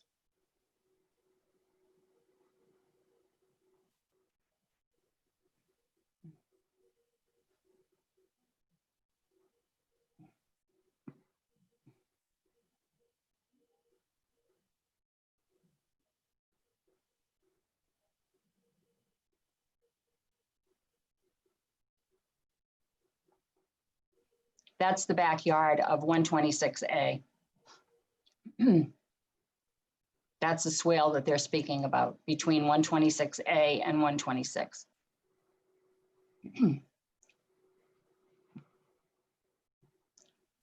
I think can you show just that small video that we took? And you can actually see what we're talking about here off of the actual lot that you have control over. And this is after the rain had stopped.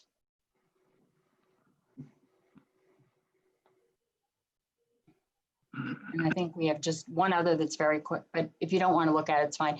I just want you to know, we just want some help from this board to try to manage the situation in a plausible way for all parties. That's all we want. That's all we're asking for. And I'll be quiet, and then I'm sure there are some residents or whoever would like to speak. Thank you very much for your time. Thank you. I'm just gonna, Mr. Wang, Desheng, you brought up a couple of points that I think we just need to address. In your correspondence, you're suggesting that that a stormwater permit was required on a couple of lots. When you were speaking just earlier, you pointed out that there's a deficiency in our stormwater bylaw triggering thresholds.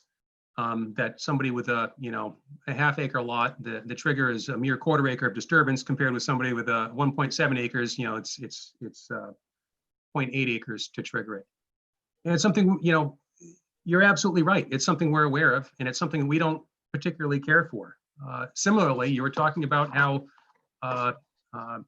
the triggering area on lot 126A is 0.85 acres, yet there's a contributing watershed from an adjoining parcel. Well, the way the stormwater bylaw is written, unfortunately, this is the issue you're talking about is called segmentation, and it's allowed. And the problem here is, and you say that we should change it. Well, we would love to do that. The problem is the stormwater bylaw, we call it the stormwater bylaw, it's part of the zoning code. The Conservation Commission is not part of the administrative pipeline to change the zoning code. Our Southborough Wetlands bylaw, absolutely. We are the ones who propose changes to that. This is a part of the zoning code. So everything you say is true. We're just as frustrated with it as you are. But unfortunately, it also ties our hand in that, listen, lots that simply don't hit these triggers, as ill-conceived as they may be, we can't order the property owner to make changes because we don't have jurisdiction over it. Now, that being said, we can certainly, as we've been trying to do, at one point, Carl and I, we crashed a meeting at DPW on behalf of the residents at Deerfoot to try to get some positive changes. Melissa's been working very hard and will continue with Brendan Holmes to try to get some good changes made. And it sounds like, from what we heard from Mr. Kusich earlier, putting a drain in that swale is part of what you are looking for. And hopefully we can continue trying to work with Brendan Holmes to address these problems. But we don't have the jurisdiction to force this stuff, okay? And I know it's frustrating to hear that, but unfortunately, we can't just say, make it so and expect it to happen. We can't do that. So with that being said, first, we got a big chunk of information there. If any commissioner wants to comment, question, concern regarding what we've heard so far, we should do that now. And then anybody else who wants to speak from the neighborhood, we certainly would love to hear. Do we have a representative of Brendan Holmes here other than Bowler Engineering? So Bowler is here on behalf. Oh, actually, I think Pat Flynn might be from. Oh, isn't that great? Yeah, Brendan. Pat should be here as well. Okay, hold on one second. But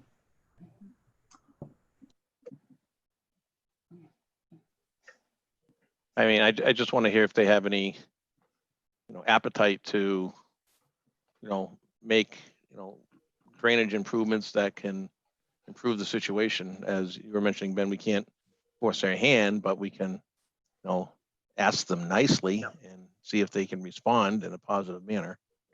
Yeah, and I can speak to that. And again, I think the one item, a lot of the problems that happened, and they were a little bit on their feet through this. It was a very tough site to work. You were cutting into the hill and you had a very, very, very wet spring.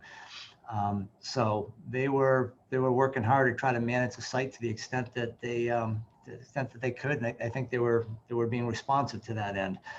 Relative to the long-term design and where things are what's requested and what's being done, the piping going between the two lots that I referred to earlier, that was a request of the neighbors of 126A in particular, and the developer has agreed to do that. He's essentially just waiting for approval for both of the lots before he can do that because it impacts both of them.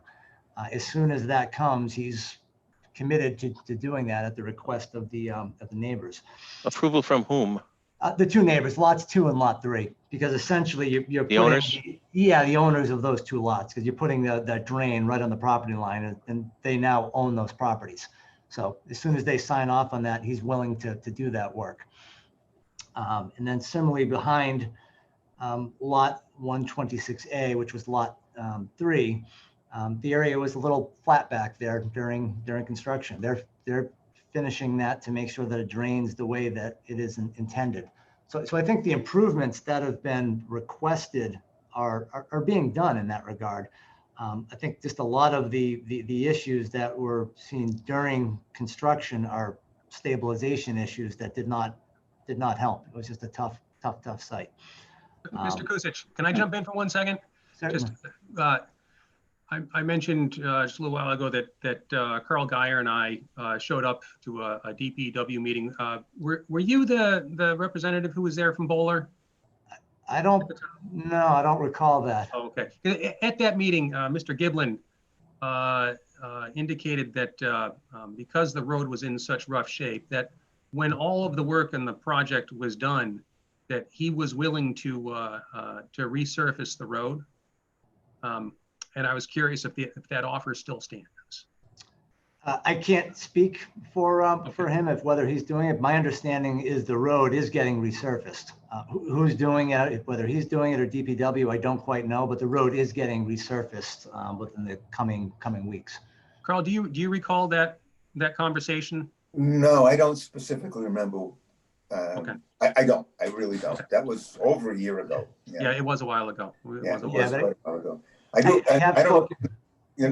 know if you know that the drain that they proposed that goes down is installed. I don't know if you, at least it looks like it's installed, right?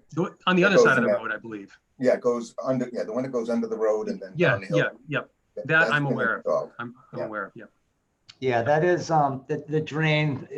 I think, Mr. Giblin has provided an easement to allow a drain within that street to outlet. So he did provide that easement, and that pipe is now in there. Once the final topping of the street, right now the street is settled with the water line and it's a little bit clunky. I think once the paving in the street happens and everything is directed to the gutter, which would then go to the catch basins, the water should hopefully go in the correct spot. Can I ask a question? Certainly. Is that okay? Yeah. The drains that were shown from those two lots to drain their backyards, they were like red lines going down. Do those connect to something, or do they dump onto the street? Are they going to create? I mean, are they going to just expedite water from the back of the house out onto the street? Is that what they were going to do? So the line between the homes that Mr. Giblin is committing to doing, that's going to connect into a line that exists in the street today. So there's an existing drain line that it will connect into. So that'll put more water into the line, and then it'll eventually get dumped out in back of that other other house, I assume, right? That's correct. That's going to increase the flow to that, right? No, I think it all goes. The same amount of water is going to the same place. Essentially now, rather than going down the swale, then down the road to the catch basin and then out, it will now go into a pipe to then go into the catch basin. But the swale was constructed, wasn't it? I mean, it wasn't there naturally, right? Yeah, I think naturally everything went from, essentially the hill up above down to Deerfoot and then down essentially Deerfoot. A little bit of the heads in one direction, but the majority of it goes down towards Route 9. Those flows are. Oops, excuse me. I mean, I don't know. Have you actually analyzed that? Is that true? Yeah, you can see there's a definite topography break, probably about halfway through lot 3 or 126A. So that's why DPW added the catch basins at the bottom of, essentially at the bottom of Miss Eddie's driveway. So there's catch basins that have been installed there now that then discharge out to the west. And then there's a drain line in the road that heads down the street heading towards Route 9, which now gets intercepted by the catch basins that were installed down the site a little bit. And that's the one where I mentioned that Mr. Giblin had essentially allowed the easement to then discharge that water. Yeah. So it's all flowing in the same direction that it was before. It's not, the water's not going to different spaces. So, I'd like to ask a question. Is that, sure. And I also want to say, I want to make sure that the remainder of the residents who wish to speak are going to get the chance, perhaps right after you, Cheng. Go ahead. Yeah, so John, so just a question. So I know the town DPW was putting a few catch basins in the roadway, and I probably didn't see it, and there may be already road drainage and analysis on the upgrading, or they're just by feeling, seems like here has more water, let's sink a catch basin there. So that's my question, because I'm asking that is to trying to get an understanding or feeling for the neighbors when things is all completed. So if this added catch basins and drainage upgrade, it will help eventually, have a good engineering analysis base to assure them. Because otherwise, I'm just trying to, if I'm the neighbor, I would say, okay, this is, I understand to a degree the construction activity is still going on, and you would probably have more runoff because of the land is barren and the grass has not established. So if with all full build out and established with the lawn on all the lots, how much really runoff will coming down on the hill getting to the street is definitely going to have an increased flow compared with original. But we are adding, I don't know how many of the catch basins are new and what are original, or originally have no catch basin at all, just a country road. I haven't really getting that information analyzed. So, but I would request that to some degree to have some kind of analysis also for the town's record and to assure and comfort the neighbors, and it's also is a good practice of engineering design. And I just to address, is Ben, is that your name, Mr. Yes. Smith? Okay. Yes. So just to, as I said, I agree with you. Is that it's not the board can fully do it. I was referring general to our town. It's not just the conservation's responsibility. It's a joint effort of the entire town. So whoever, either selectmen, ZBA, whoever, can revisit that regulation to make sure it will working well to protect us, rather than we can tell people, oh, we have a stormwater and erosion control bylaw, and it seems like we are safe, everything's good. So and obviously you have that feeling, and I saw that, and you can echo that concern. So somewhere have people, we cannot just because it's not our responsibility, therefore I don't need to see it. So I think if we realize it is a problem, we all have a responsibility. I'm not just the board. Every resident, when they realize have a problem for our community, we get to solve that problem. That's my attitude. And as I just mentioned, there's a dispute on the acreage of disturbance based from my evaluation from John's original plan, but I don't see a real surveyed as-built. But I don't want to push into that direction. I just want to make sure we really provided solid solution for this homeowner. They are just layman people. They are trying to spend their money and time to solving the problem. I would originally should be the responsibility of the builder or whoever built the house and sold them the house. So that's just the common sense. I'm not trying to point the fingers, but just the common sense we all can echo or can have the same feel for the people. So that's all I'm saying.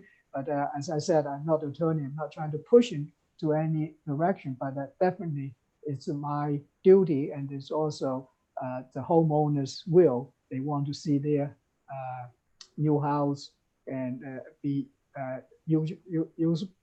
usable and enjoyable. So that's I can, just as an homeowner, I can echo, I can have that empathy. So I hope.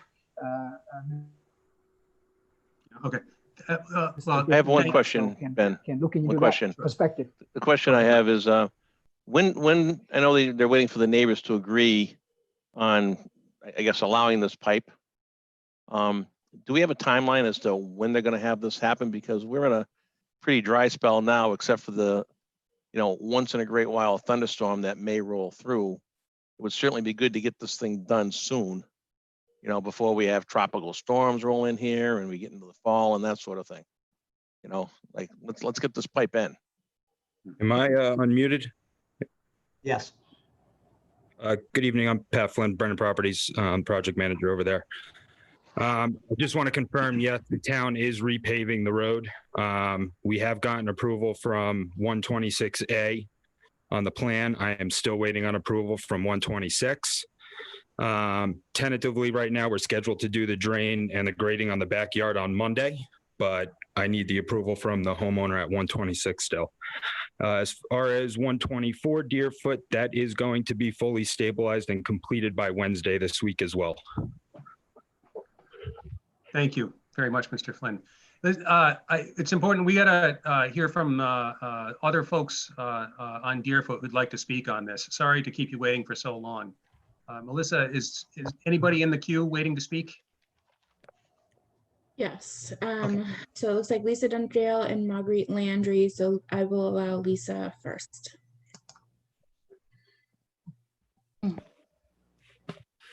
Hi, good evening, everyone. Can you hear me? We can. Thank you. Lisa Dunderdale. I can't hear anything. Hi, Lisa Dunderdale, 122 Deerfoot Road. Can you hear me? You're very faint. Is there any way you could perhaps get closer to the microphone or?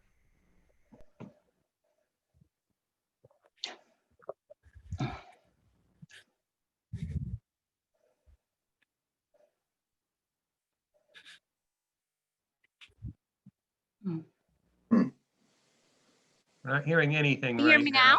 Yes. Can you hear me now? Okay. Yes. Sorry about that. Lisa Dunderdale, 122 Deerfoot Road. We live, our lot abuts 124 Deerfoot Road. It's the lot that I guess they're gonna stabilize by Wednesday. We've had water trespass onto our lot. I've actually sent you guys videos of it. Currently, they just put up a fence on the lot line there, and I know that all the water, I'm sorry, the barriers are still in place, and I actually can see them. I'm wondering, you know, I know that they kind of reinforced it because I had said something about the water trespass. Certainly, I'm feeling that I've lost a little confidence in what's been happening in this project with all of the issues that have happened to the new neighbors. And I'm wondering, you know, what's going to happen to my lot. That water is not going directly to the street. It's coming into my lot in which it could go into my basement. It could affect my well, because I'm on a well at this site. And it's going to come down into my septic system. And will that cause problems with my septic system? The other issue is that where my lot abuts 124, it's their septic system. And I'm assuming once that septic system is in use, it's going to be saturated with water, and how much more water is going to come over that surface and into my lot. So that's a major concern for me. You know, I think, you know, it's, you know, I don't think it's a laughing matter. And I'm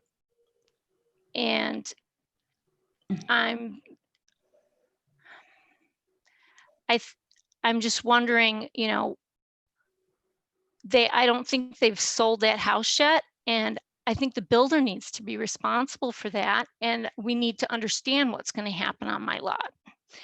And I certainly don't want any new owners to have to deal with that, because it certainly doesn't make for a happy neighborhood. And I mean, I think it's a big issue. Now, that's one of my concerns. It sounds as if that pipe that's bringing between the two lots is going to be going into the road and into the pipe that's under the ground. But I have to say, at this point, there's still a lot of water coming off of 124, and it's probably not going to go into a catch basin. So I'm assuming they're going to put another catch basin on the road to go into that pipe that's on the road. There's still a lot of water coming off 124, and I don't know if the existing catch basin, which is at the base of my property at 122, is going to take the additional water off of 124, or will it continue to flow down Route 9 to the extreme that it's been at? So, I mean, I have to wonder if we need to get everything done. Certainly don't let DPW pave the road until everything has been determined that the lots are good. There's not going to be any issues or safety issues on the road.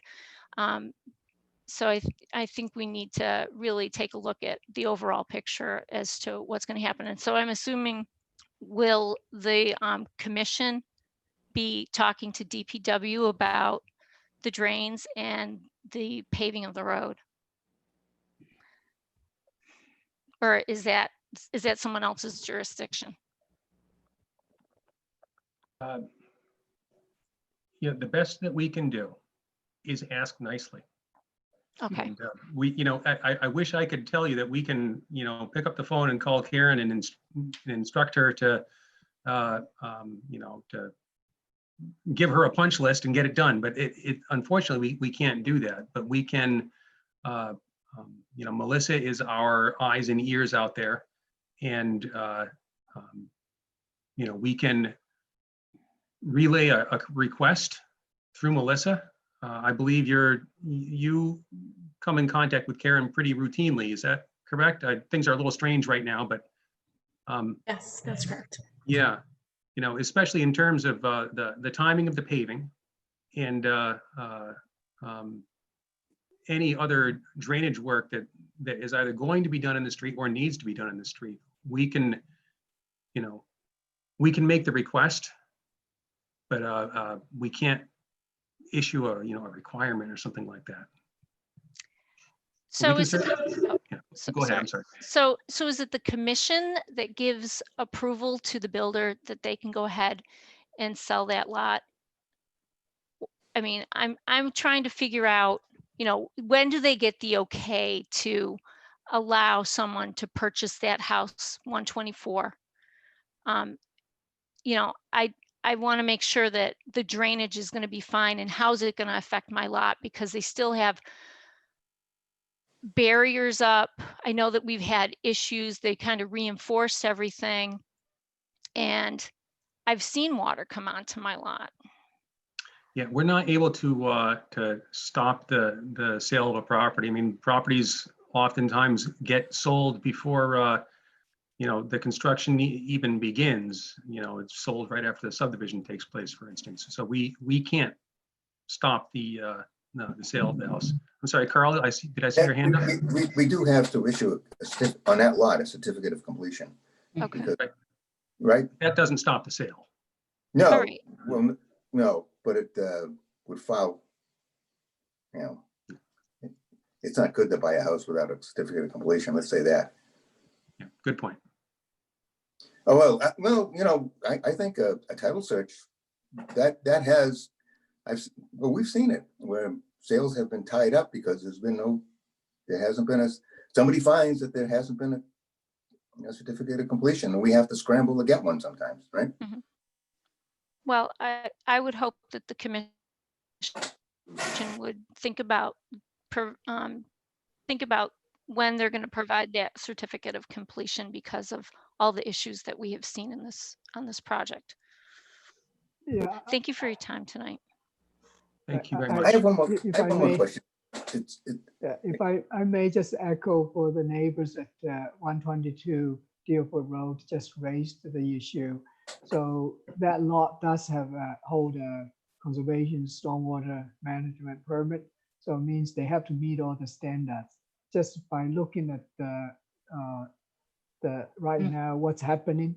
So I think it probably should look a second time to see if everything designed or constructed are consistent with either approved or with the reality. Sometimes the calculation may be one thing, but the reality may be another. So some of the calculations based on some assumptions, if that assumption is appropriate, and the neighbor, if they receive the water in the field during the rain, if you go take a look of it, if it's really causing problem. So so we get to solve the problem. I don't mean to say I'm a design engineer. I run into similar problems. Cannot just bluff it off, say, hey, I fired it, I get an approval from the town, therefore I'm not responsible for anything if it's not consistent with what I designed, or if it's constructed inconsistent. And some of the assumptions was not properly assumed, but so some correction measures can always be added to it to solve people's problem. I just, as engineer, as well as, I mean, we are in charge of the welfare, the well-being of the neighbors. So I think we should have, if they really if you are running into that, so we should have some empathy for them to see what their real problem is, and at least the commission have the authority to direct the developer or their team to look into that problem and get a response on it. So not just say we can drop it off. I just, that's just my opinion. I hope just not offend you. I know, I appreciate all your volunteer time and all the work, but I do feel as far as I were there to see it, we should taking steps to addressing people real concern. They are not really bluffing it. So as far as I can see. So. If I could just respond to that, though, for lot 124, that was before this commission. It was peer reviewed as part of the process, and it is constructed in accordance with the plans that were designed and peer reviewed. I think the issue with 124 has been a stabilization issue. We're trying to get it stabilized during construction, and developers working very hard towards that end. I think the design of the lot and how it was set up, again, I think it was done appropriately and was reviewed by the commission and their outside consultant.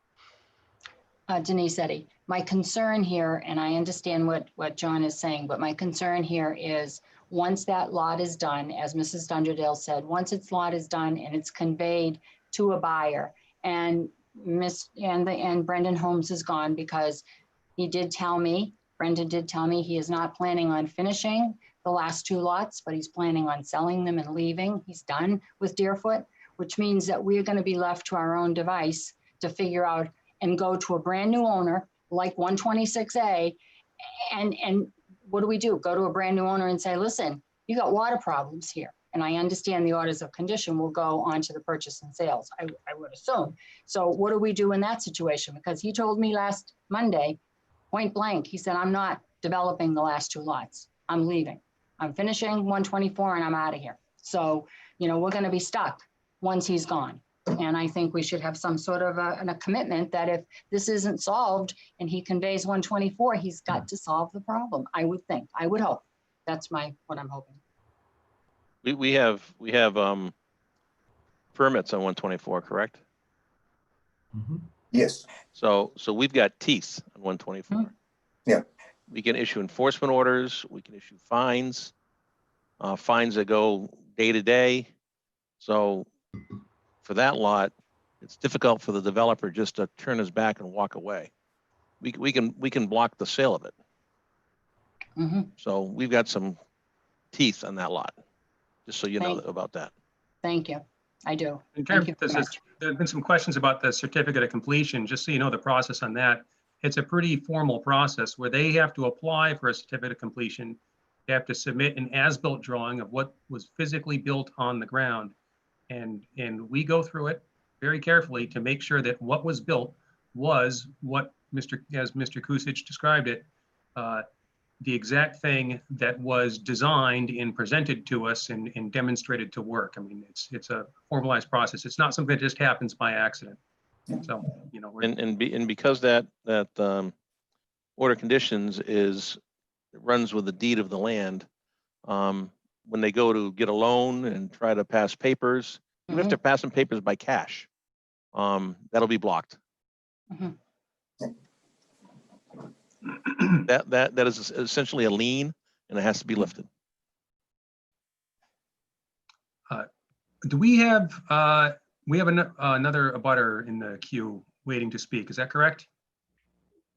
Yes, I think there might be two. So next would be Marguerite Landry.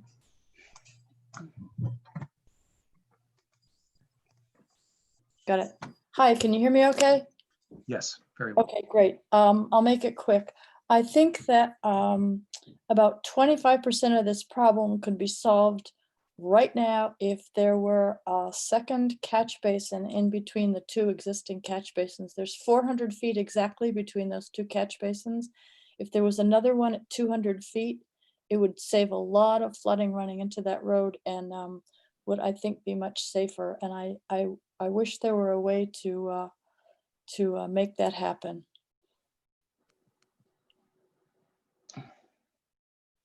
Okay. All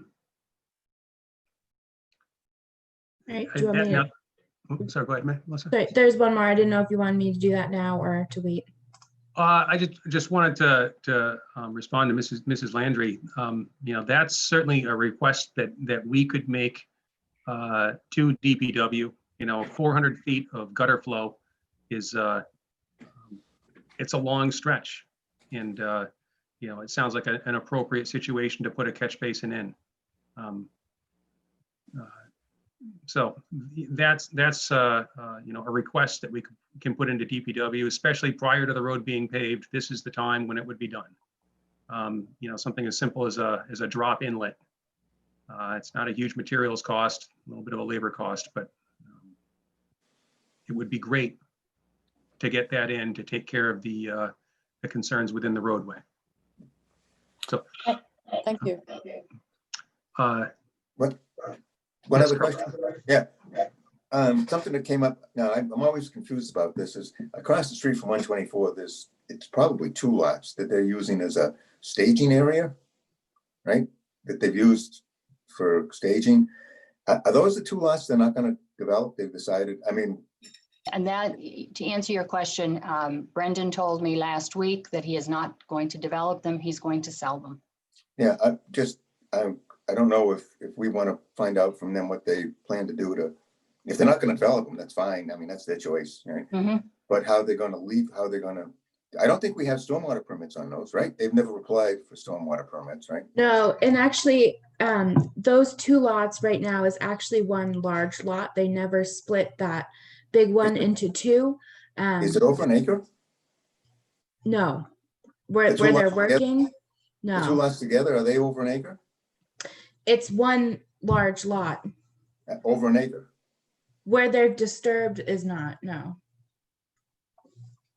Brendan, Because that was part of the, If the lot's over an acre, no, the Think what lot, no, Carol's sorry, asking. the lot itself is quite large. It's Yeah. multiple oh, acres. I'm sorry, yeah. Yeah, sorry, I thought you were talking about the disturbance. yeah, he indicated to me that there were two lots that he was going to sell. And in the meantime, I guess plan on leaving his equipment there as is, whatever. That's what he said to me last week. Yeah, I guess. So they're under the stormwater window, right? Yeah. Yikes, okay.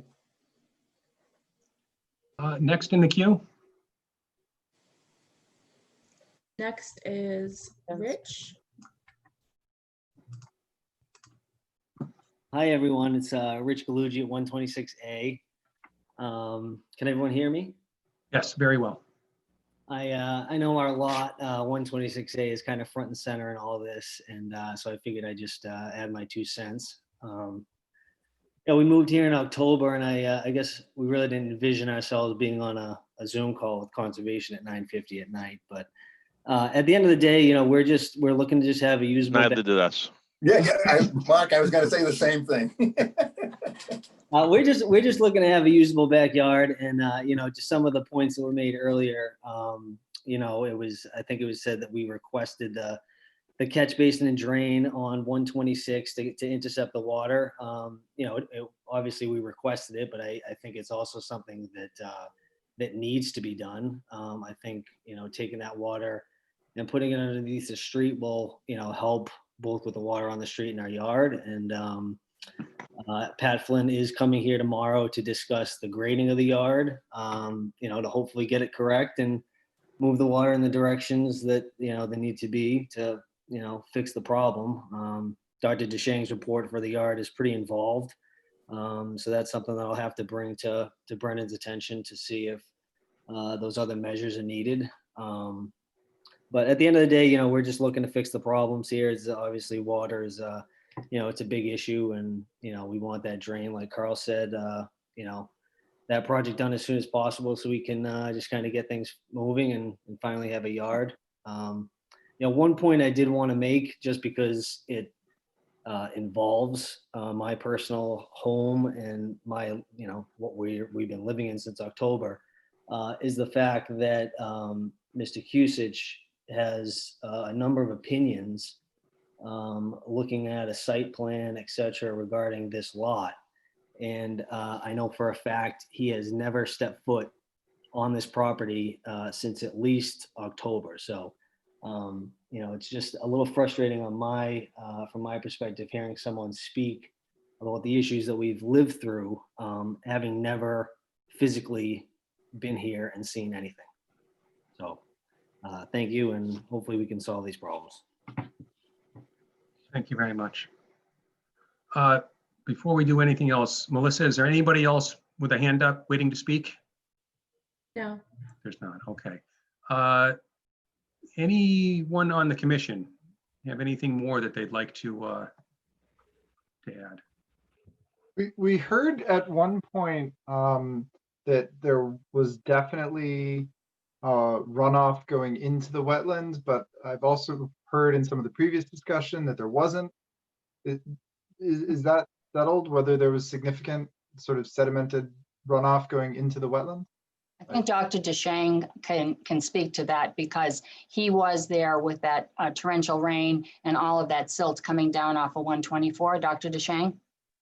Yeah, I mean, so that by looking from the distance, you can see the turbid water probably did go in there. So I had some photos from the neighbors, and it looks like it would, from what I can see, it probably went a little bit beyond, so into the wetlands. So, but the commission can take it independent. So because I don't have approval to go there to follow it up to into the wetlands. But I think if you really want to confirm it, you can follow the drain of that catch basin and go all the way down. So you can, if it is, you should be able to see some of the signs of staining. So. I'll respond to that. So I've been back down behind that lot, and there has been no sediment past the erosion controls at the base of that slope, which is outside of the buffer zone. So no sediment has even made it to the buffer zone. Okay.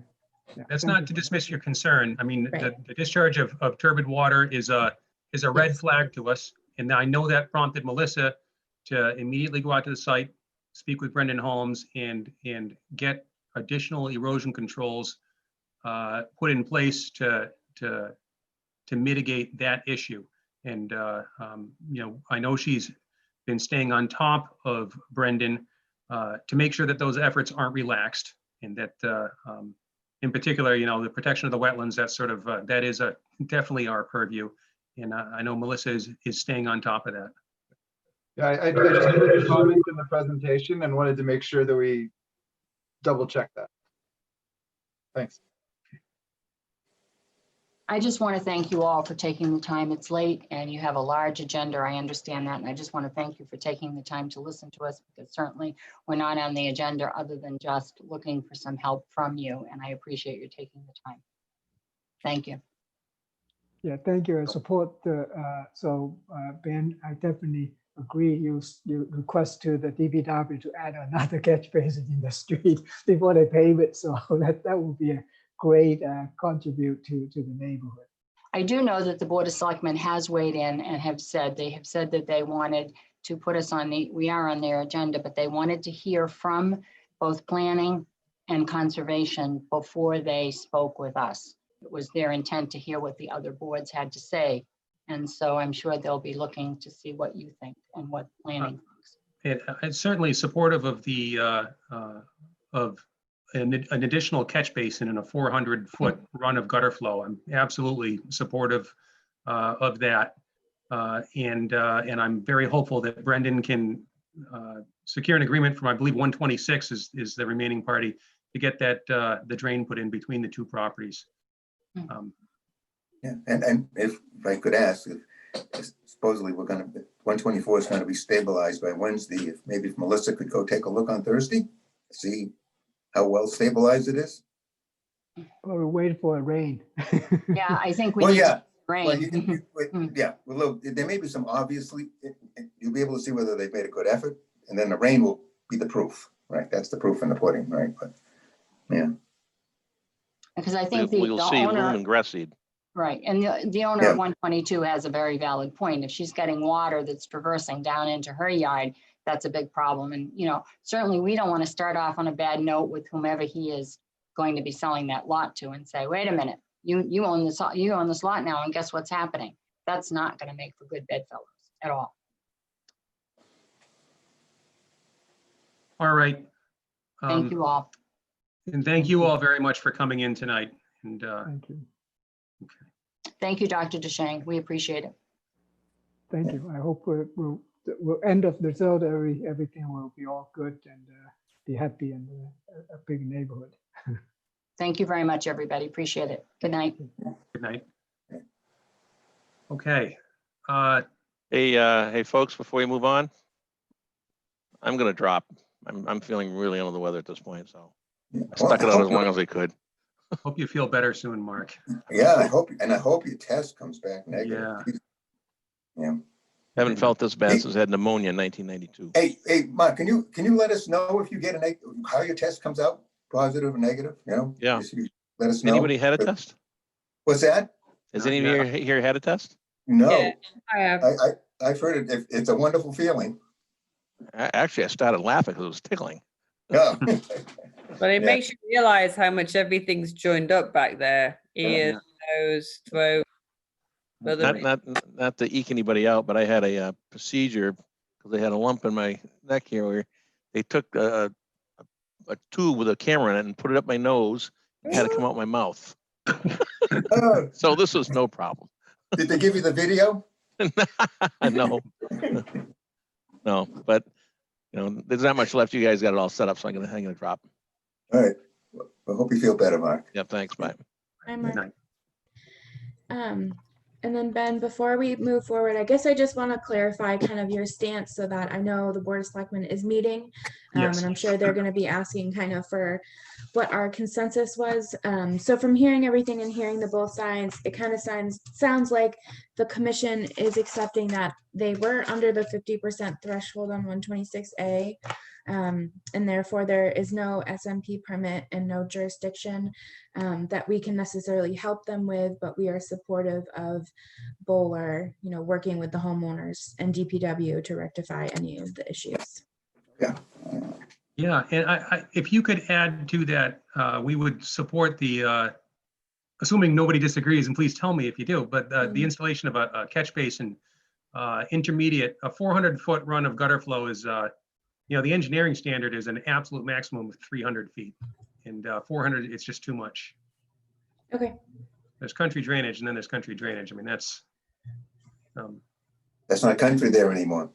No, So I I guess agree with not. all of this, but it's not our place to be telling them any of this. It's getting old on this project. This whole thing, we got to put our foot down all the way. Yeah. It's If we can't do anything about it, what are we listening to it for? It's yeah. This It's is why I'm frustrating. getting off the board, Ben. This is Oh. it. And this was supposed to be my last night. This is the BS that I don't put up with. I know. Well, that's why I dragged it out for another meeting, Russ. We're just going to string you along. Yeah, I know. I saw that. Thank you. Yeah. Anything for you, Russ? Okay, well, thank you guys. I just wanted to make sure kind of we came back to that consensus and so I can accurately kind of relay that. Thank you. Request Sorry, for certificate. Ben. Sorry, I just need to zip out for a minute because I'm running out of battery. I just need to go and find a cable. So Oh, I'll certainly. be back just a minute. Yep. Just want to remind everybody, apropos of nothing, but there was a solar project on School Street not too long ago where an engineer we're familiar with was doing the work, DeShang, and he approached the building inspector because stormwater is under zoning code, and got the building inspector to dismiss a requirement for a stormwater permit, if folks recall. I sure do. Yep. So first change to the stormwater management bylaw is get it out of the zoning code, is my strong desire. Or give it back to planning.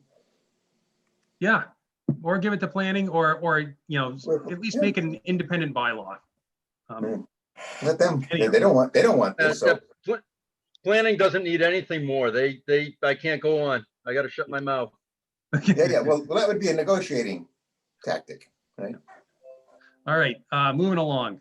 Request for certificate of compliance, 74 Oak Hill Ave and 2 Assery Drive. So Mitch from Goddard is here to speak to that. Hi there. Oh, he's awake. Yep.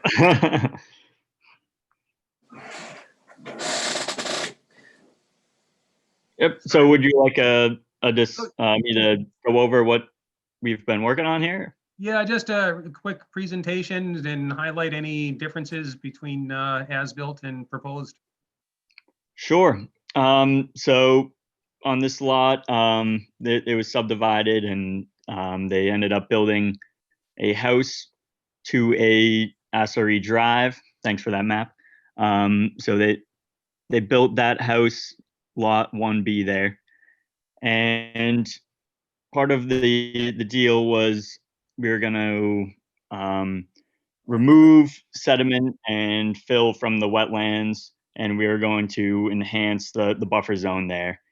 So once the construction of the house was complete, with some deviations, there was a shed built on lot 1A and a deck built on lot 1B. Those were some building deviations. They also built a wood rail fence along the majority of the 20-foot no disturb buffer zone to keep the homeowners outside of that no disturb zone.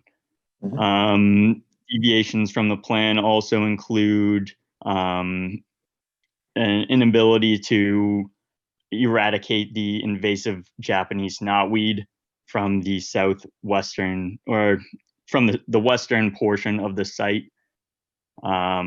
Close to Oak Hill Road, there is a considerable amount of Japanese knotweed.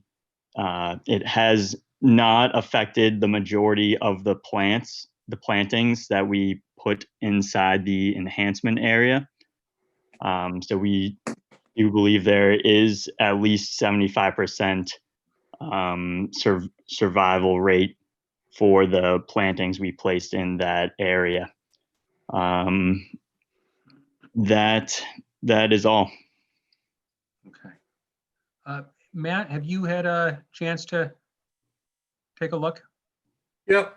I submitted a memo to Melissa with a few different comments. As was stated, there's a few fairly minor deviations as far as the shed and the deck. With regard to the wetland restoration and buffer zone,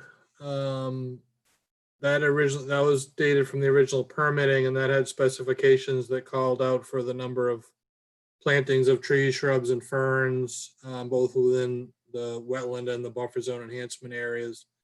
And then there was a requirement for seasonal monitoring of the plantings for 2 years after installation, and a requirement for monitoring reports to be submitted to the commission by the November 30th of each year, demonstrating that at least 75% survival of the plantings within the monitoring period, and if not, there was to be a remediation plan for review and approval by the commission.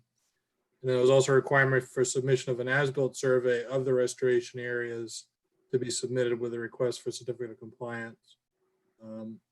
I haven't seen any monitoring reports, nor is there an as-built survey of the restoration areas, so I think there's a bit of a deficiency there.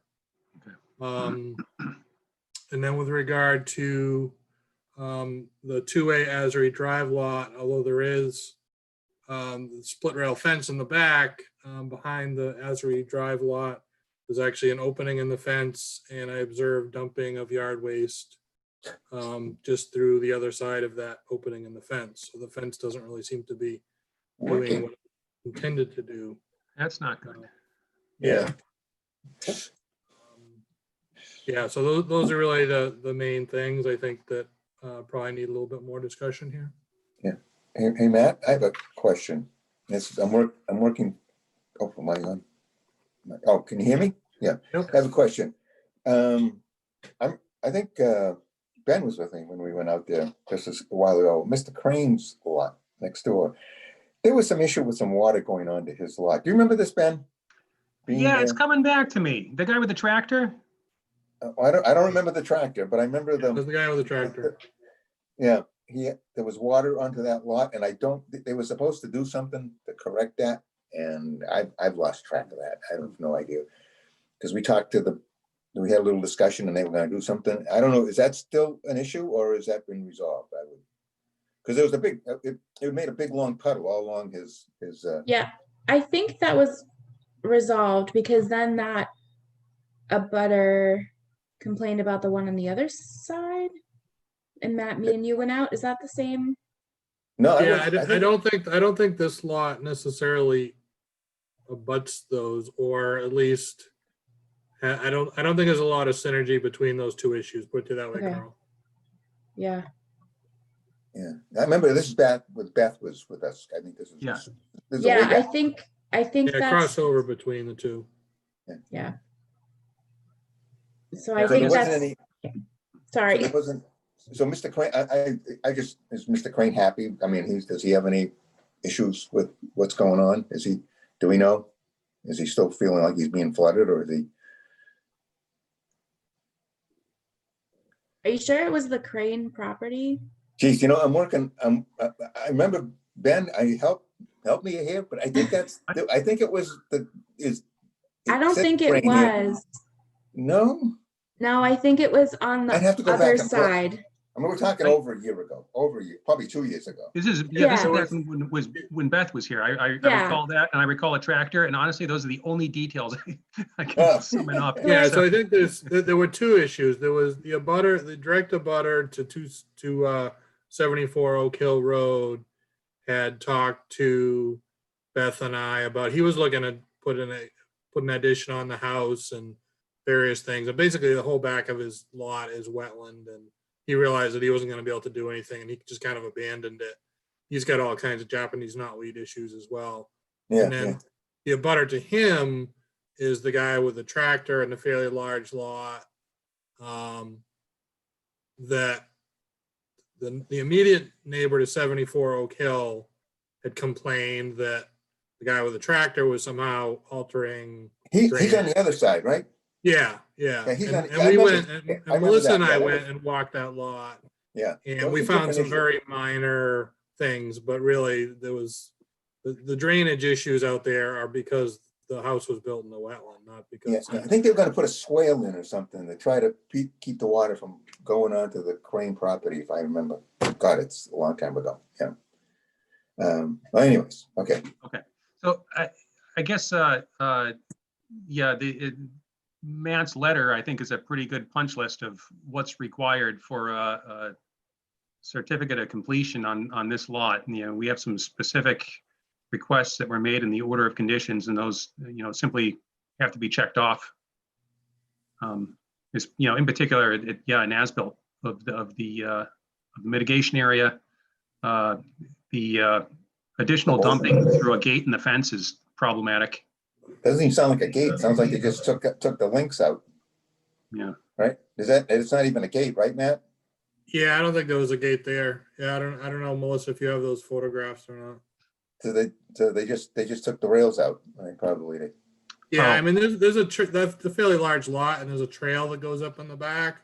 The Yeah. trail there's no issues with the trail. I followed the trail in a little bit. It's just they're accessing the back of the property.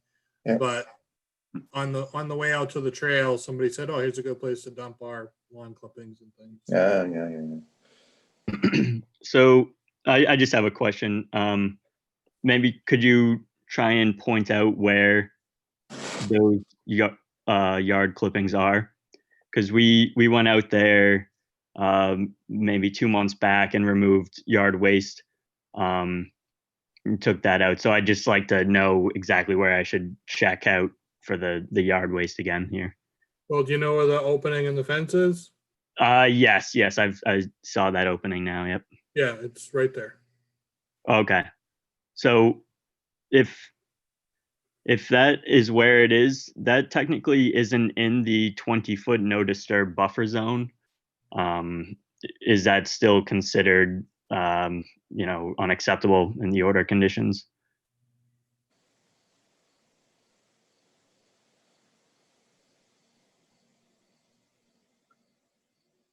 Ben, I don't know if you want to answer that, but I mean, it's still within the 100-foot Yeah, buffer it's- zone. Excuse me, I'm sorry, lost entire. Yeah, no, it's within the buffer zone. Sure. Okay. I guess, yeah, we should at least chime in on if anyone, what folks' comfort level is with a shed and a deck. For my part, I'm not super concerned about the shed. The deck, maybe a little more so. I mean, folks come in and file a notice of intent to install a deck within buffer zone, or at the very least an RDA. I'm not sure if others share the concern or not. What are we? Oh, okay. So that's 74 Oak Hill. That's with the shed and yeah. So there's a shed on one and a deck on the other. Yeah, and the shed's definitely within 100 foot, right? Yeah. And probably the deck, but it's further away. Yep. So yeah, the 100-foot buffer is shown on there as just a series of green dots. So they're both certainly within the 100-foot buffer. So the shed is actually closer to the buffer than the deck is. Yeah. Yeah, it looks like it's almost it's backed right up to the 20 foot, right?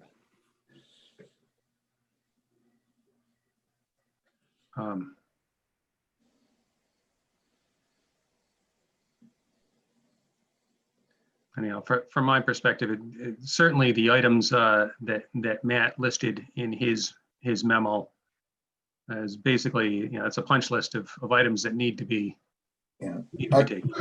Our concern usually heads close to the buffer zone, close to the 20 foot is what's stored in them, petroleum products, that kind of stuff, right? Fertilizers that can leak and, So. So it sounds like you want Goddard to go through that punch list and kind of get us the supplemental materials, remove the yard waste, and is there anything that you're looking for the shed and the deck at this point? I guess, if others don't feel strongly about it, then I'm not gonna make a big stink.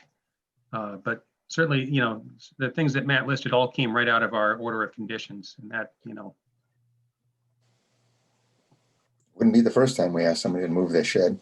Yeah. Yeah, the shed, I'm thinking about it. Was a permit pulled for it? And how's our conversation with our building inspector then? Yeah. Depends how long ago it was, if we would have gotten it or not. But I can probably check. I understand. I'm just throwing out things and see what sticks. Yeah, so for building, just I guess as an aside, for building permits now, I go through everything with site disturbance. So this is mitigated. Fantastic. Well, that's a breath of fresh air. Yeah. If they pull a permit. Yeah. Do we know what is the size of the deck? I mean, if it's really small, you don't need a permit, right?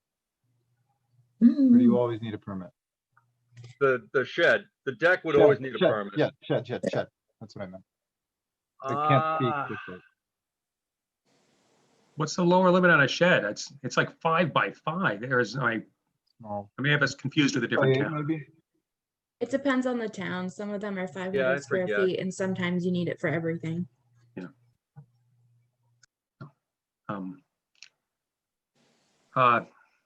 Yeah, I'm a little concerned with the adjacency to the wetland, to be honest, but yeah. I'm not going to be the sole holdout on it. If others are concerned, then You're not the sole holdout. Okay. Yeah, I think I'd like to at least know a little more about it. It's just, Okay. it was wrong. It shouldn't have been there.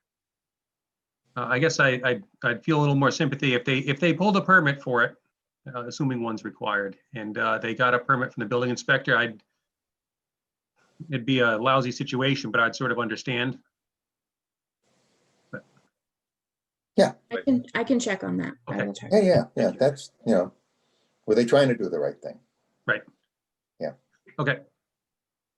Any other concerns that we want to give to Mitch?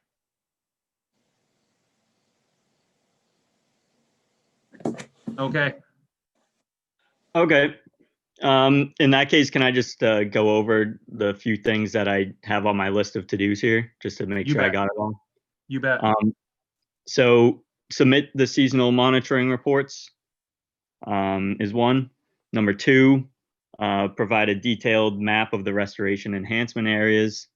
Number three, provide more detail on our attempts to remove the Japanese knotweed. Four, put the fence. Would you like the fence to be put back together? Those two rails just put back in? That was the intent, was to, keep them out of there, Okay, so we'll have the homeowner place those back in. Yeah, I Or guess my only comment on that is, you can see by the size of the lot, it's quite a big lot, and like I said, there is just sort of a, just a dirt walking trail that goes back there. So I guess that's the only consideration. You can have them put it back. I just don't know. I'm gonna stay there. Yeah, I think I'd put more of the emphasis on you really got to stop dumping back there. Yeah, that was my fifth and final point. Is to I mean, remove I the don't know if you debris want to and- require some sort of a small sign to remind them or something like that. I don't know. Yeah, I think I'm with Matt on this. As far as the walking trail, especially, I suspect that predates the development, in fact. I'm more concerned about the dumping of yard waste there. But as far as being able to walk around their lot, I don't have any trouble with that at all. So if others think it should be closed up, it's I won't. Yeah, I'll relent. Okay. I'll relent. Okay, so I'll have the yard waste removed, and I'll remind the homeowner to never dump waste within the 100-foot buffer zone. Would you like any action items for me regarding the shed, or will you guys be handling that? I can handle the permit side of it. Yeah. So, and then Mitch, if it turns out the shed was unpermitted, I think the discussion will continue when you return with these other items. Okay, all right, great. And Mitch, I'll let you know either way what I find, so you can be prepared. All right, great, thanks, Melissa. If you Google it, it pops up on the Southborough building permit site. It says 120 square feet. So you don't need a permit if the shed is less than 120 square feet. Just 10 by 12. Do we have is anyone able to scale? Mitch, you don't have a paper plan in front of you, do you? I unfortunately do not. Okay. So the shed, if it's, if the plan is true, it's 120 square feet.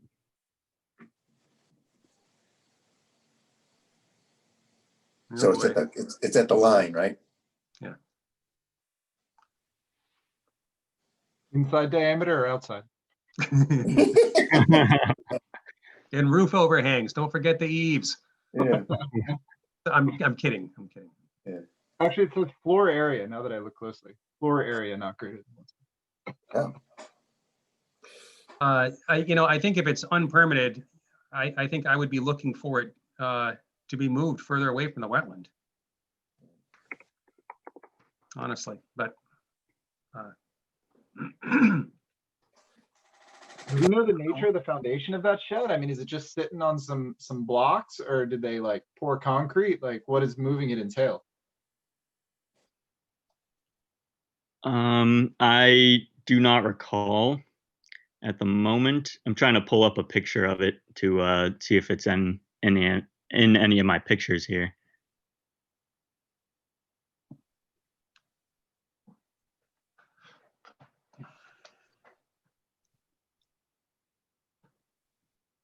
No, I'm not seeing any close-up pictures of the shed with the foundation.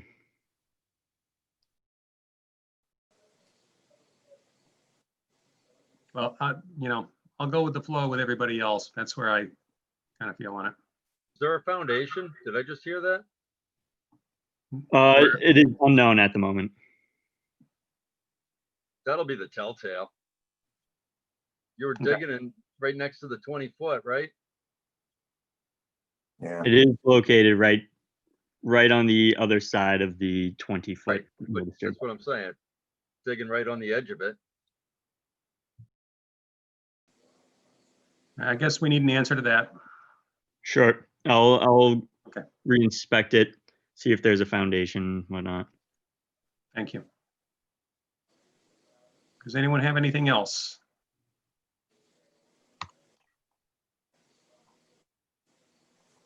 Okay.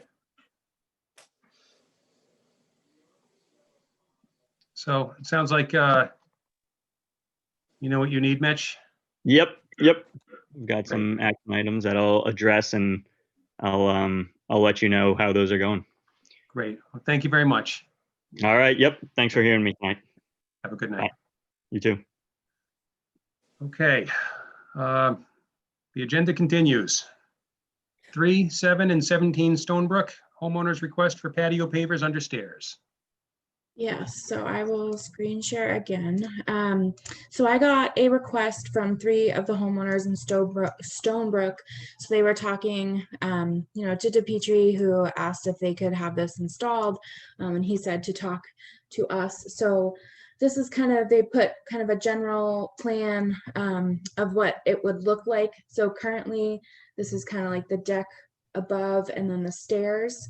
And then all of this on the bottom is stone to like right here. So when they come out of their basement, one is kind of on that right side when you first come in underneath that chestnut tree, where there's kind of little sun, so it gets kind of muddy. So they wanted to put pavers, some where the stone was, but mostly, just to get to the stairs so they could go up and down from their basement to the stairs and vice versa. So most of them kind of look like this. I think there's one that, this one, they would be replacing all of the stone riprap with, I know that got really small, with the pavers. And then the third house would actually just be where the grass is and not replace any of the stone.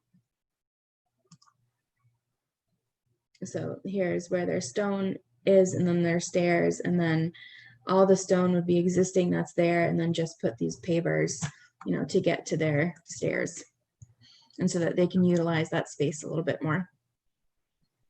I'm assuming this is all within the 100-foot buffer, right? That why they're. Correct. Yep. So all of this was in the original limit of disturbance. This was all, they put the stairs in the deck. So it's in the original footprint outside of the 20-foot. And a lot of those, it's like the steep drop off. So they really don't have any yard there. So they want to just, some of them just want to be able to put like tomato plants at the bottom and be able to go outside and walk, without bashing their knees. And then, just being able to utilize it a little bit more than they can right now. So these are all, you said outside the 20-foot? Yes. Yeah. Okay. Yeah. My first thought was some of these units basically touch the wetlands. Yeah, no, I mean, because all of it is pretty much just where that stairs and deck was going to be. It's just Okay. directly underneath it. So they're not expanding anymore. They're just literally keeping it where the stairs and the basement door is. Would they consider like some of those permeable pavers? They make those pavers you can just like pour water through, right? So Yes. this is what they are looking to do. And I will say that I did, one of the other neighbors there that has a little bit more space. It's kind of like at the end of the cul-de-sac, kind of near the basin. They already have a patio there. So at least these are kind of proactive. So I saw that when I was out because they're like, kind of like that. And I was like, oh, okay. But you know, it says can be installed as additional or permeable pavement. I don't know what the difference is. I don't know if Russ, you know what how they make it one or the other, but. I bet they space the joints out and bet them in crushed stone. Mm. So is this, at least would require an RDA? So it has the open order and it's within the limit of disturbance. Oh, so the order is still open. Oh. The order is still Okay. open, so this could be kind of the administrative amendment if you're open to that. You know, the area has been stabilized. They did put the riprap, but since there's still kind of work going on, they're wondering if they could have it done now. And the three of them together, just one for cost savings, but also just to hit them all at once. They can be installed permeable. I have no trouble with it at all. Yeah, yeah. They just need to document it so that whoever comes in next doesn't decide to make it bigger. Yeah. The manufacturer, I'm sure, will have some sort of detail showing a permeable installation. Okay. If they can just, you know, supply us with that, I'd be comfortable with just an administrative change. Okay, yeah, they did say, you know, if the commission was okay with it, I forget the company who would be doing the work, you know, would give us the actual kind of layout with the real dimensions with it. But this was just kind of something that they tried to do as close to scale as possible. Is everybody generally on board with that? Yeah, I think I remember that, seeing that site with Melissa, and it's I think it'll also actually, and I know this is not a primary requirement, but I think it'll actually look a lot nicer than you know, the ones where they have the riprap. I think it'll look a lot nicer anyway. But yeah, permeable. Barry, are you on board with the? Yeah. Yes, okay. All right, so if we could just let them know. Okay. Great. Great. Did you guys want to do an official vote tonight pending the, you know, permeable installation? Or did you- With the diagram, right? A diagram and a. Right. Yeah. Yeah, so maybe a motion to, you know, they can install it in accordance with the manufacturer's specification for a permeable installation. So Ben, just one other comment on that. I think where they haven't got a certificate of compliance yet, that this will be something that should be documented for a certificate of compliance, that it was in fact installed as permeable pavers and properly. Because a lot of times they're, you know. It's a good point. It can look the same from the top, so I think Right, some 'cause documentation would be good. Yeah, That's right. Yeah, of course, they'll all want them. Every one of those is gonna want the same thing probably. Right? They're all the same. Pretty much. Yeah. At least these ones have a little bit more space as they get to the ones at the offshoot. I don't know how feasible that'll be, but. Well, would somebody like to make a motion?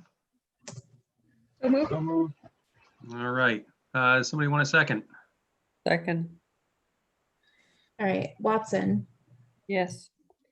Smith, Yes. Pete, Yes. Guyer, Yes.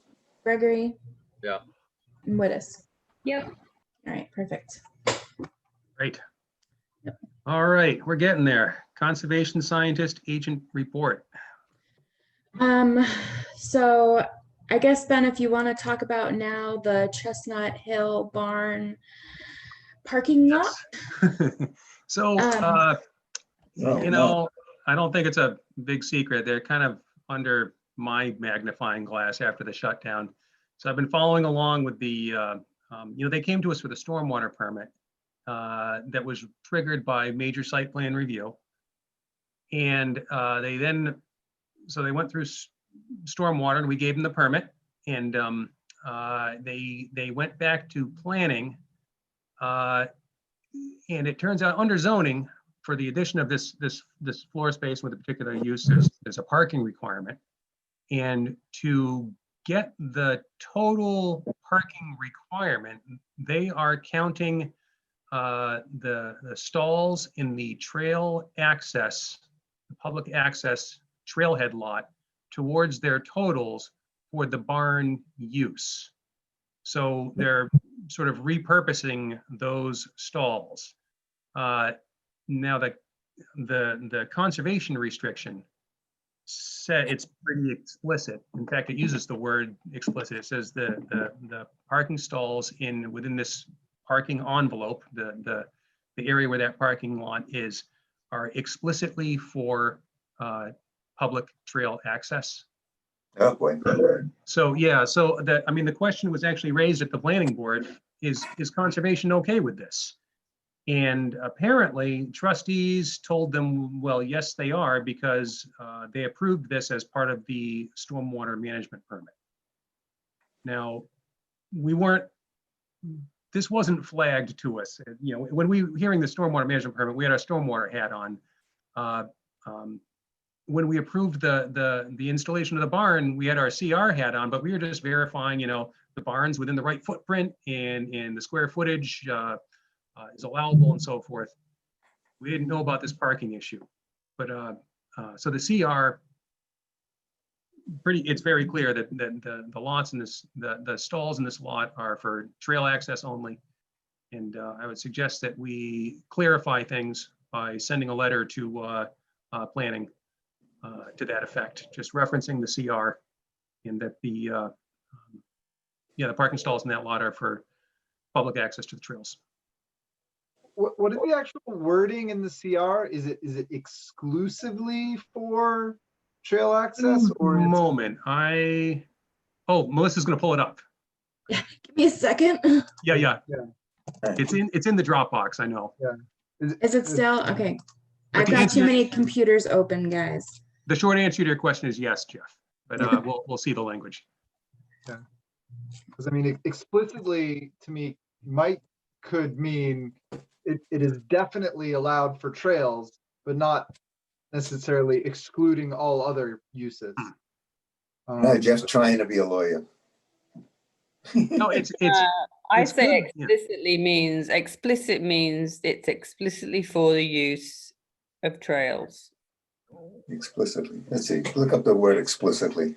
Section 8, paragraph 2, I think, 2C, something like What that. does explicitly mean? I just want to make sure that we are, Oh, yeah. Okay, here we are. C2, exclusively within the parking area, as shown in the plan of land. Oh, God, I can't see that. Okay, hold on. Exclusively within the parking area. It also states, ironically, no more than 10 vehicles, Yes. which Now, it can go up to 24. so the thing is, there are no delineations within the parking lot to demarcate parking stalls. However, when they put their site plan together for stormwater and presumably major site plan review, they drew lines on the paper showing that they could physically fit 24 cars in the lot.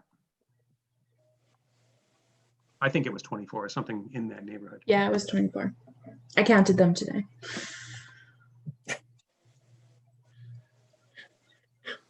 So, yeah, once constructed, the general public shall have the right to park in said parking lot for the explicit purpose of accessing the premises for passive recreation.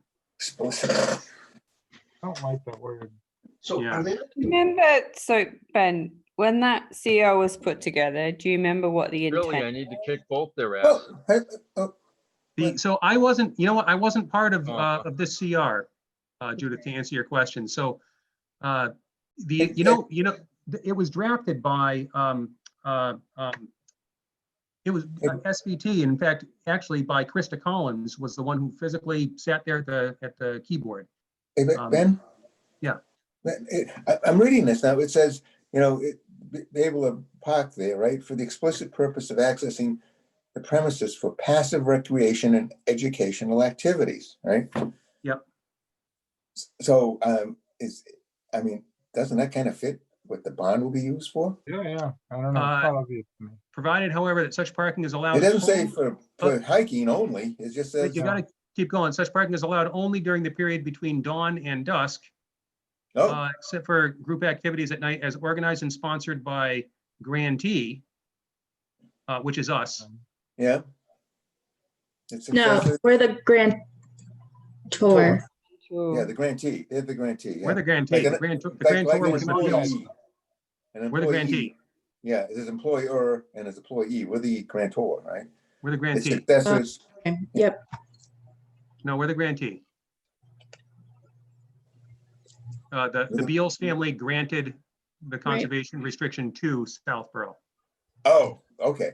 So in we're exchange for receiving that. $5 million. Oh, okay. So we don't grant to them, we got granted to us. Yes. Yeah, okay. But to me, it's not, the term explicit isn't explicitly defined. And passive recreation and education, I don't know. Well, Depends on what they're doing in the barn. I don't know. Well, It doesn't for say instance, for- the dinners, the farm Yeah. dinners.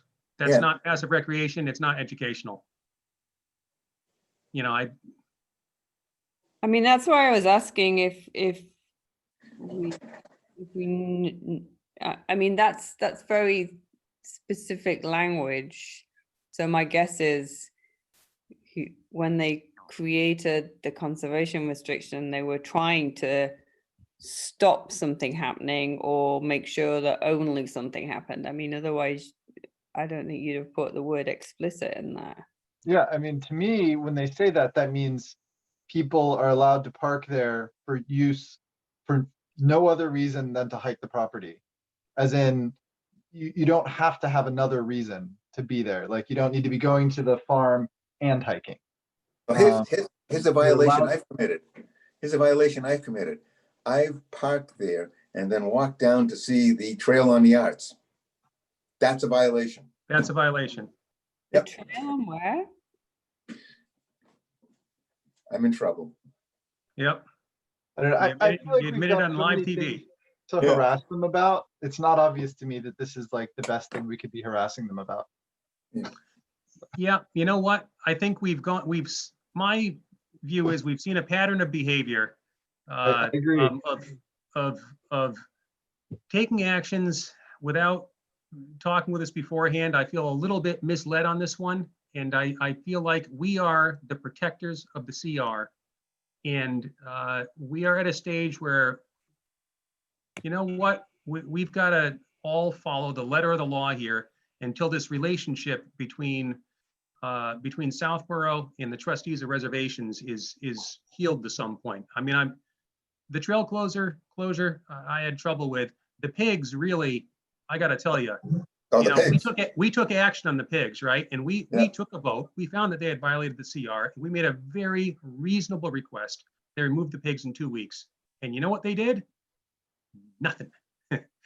Nothing.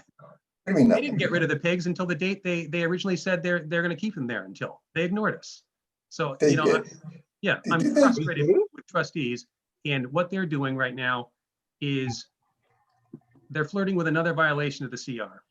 And you know what? It's not the, the absolute end of the world kind of violation, but it is one. And others may not agree with me. I get that, but I'm going to be a stickler from here on until I see a two-way relationship where we have open and frank conversations and we're not playing little games. Well, can we be a stickler about the pigs? Like, if that's really true, why don't we get back to that? I had no idea. Did we know that? Remember they sent us a letter saying, oh, by the way, we moved all these pigs there. They're going to stay until July 1st. Don't worry, it's allowed. And so we voted, said it's not allowed. You got to get rid of them in 2 weeks.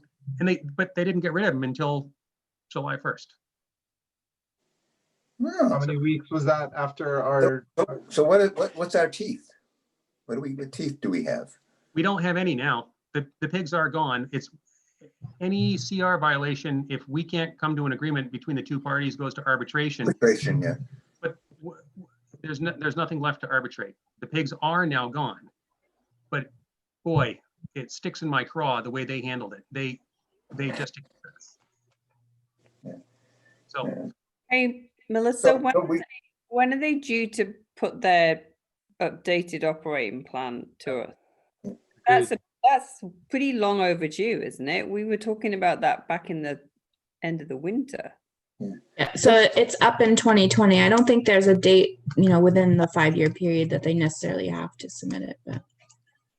So why don't we just tell the planning board that it's, that the parking is not allowed under the conservation restriction, and let them figure out what to do.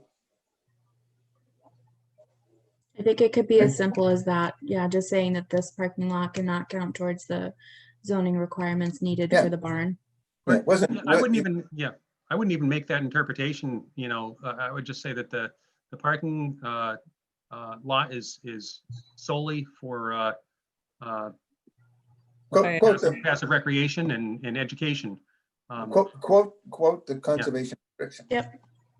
Just quote the conservation restriction. We don't need to make up any new words. We just quote the conservation restriction. Yeah. And then let them figure it out. Yeah, I'm all for that. Let them interpret it. Yeah. Can we make an official vote on that just for the record? Anyone care to make the motion? I'll make the Me motion. too. Okay. Do you want me to second? just go over it again one last time? Okay. All right. So it'd be a letter to the planning board and the trustees stating that, per the CR, the parking area shall be only allowed for passive recreation per section 8. Yeah. I would, this is. I would phrase it exactly as it is written there. I Yeah. would just rewrite that phrase. Yeah. Don't make up any new words. Just use the exact words. Yeah. Copy, paste, got it. Yeah. That's the safest approach, right? Recycle. Yeah. Oh, yeah. So Carl, is your motion still, Yes. you made the motion? Okay, is there a second? Second. Okay. Melissa, if you would do the honors? Yeah. Watson, Yes. Smith, Yes. Pete. Yep. Guyer, Yes. Gregory, Yep. Wittes. Yep. Okay. Right. Freddie's hand kept going up. Freddie, do you need anything? If you do, you can put it up I forgot again. to ask for the public. My apologies. It's not a public hearing, but I think she's not putting it up again. So I think hold on. Now she is. What are we doing now? No, I think Freddie just had a comment on this. I know we were talking about it earlier.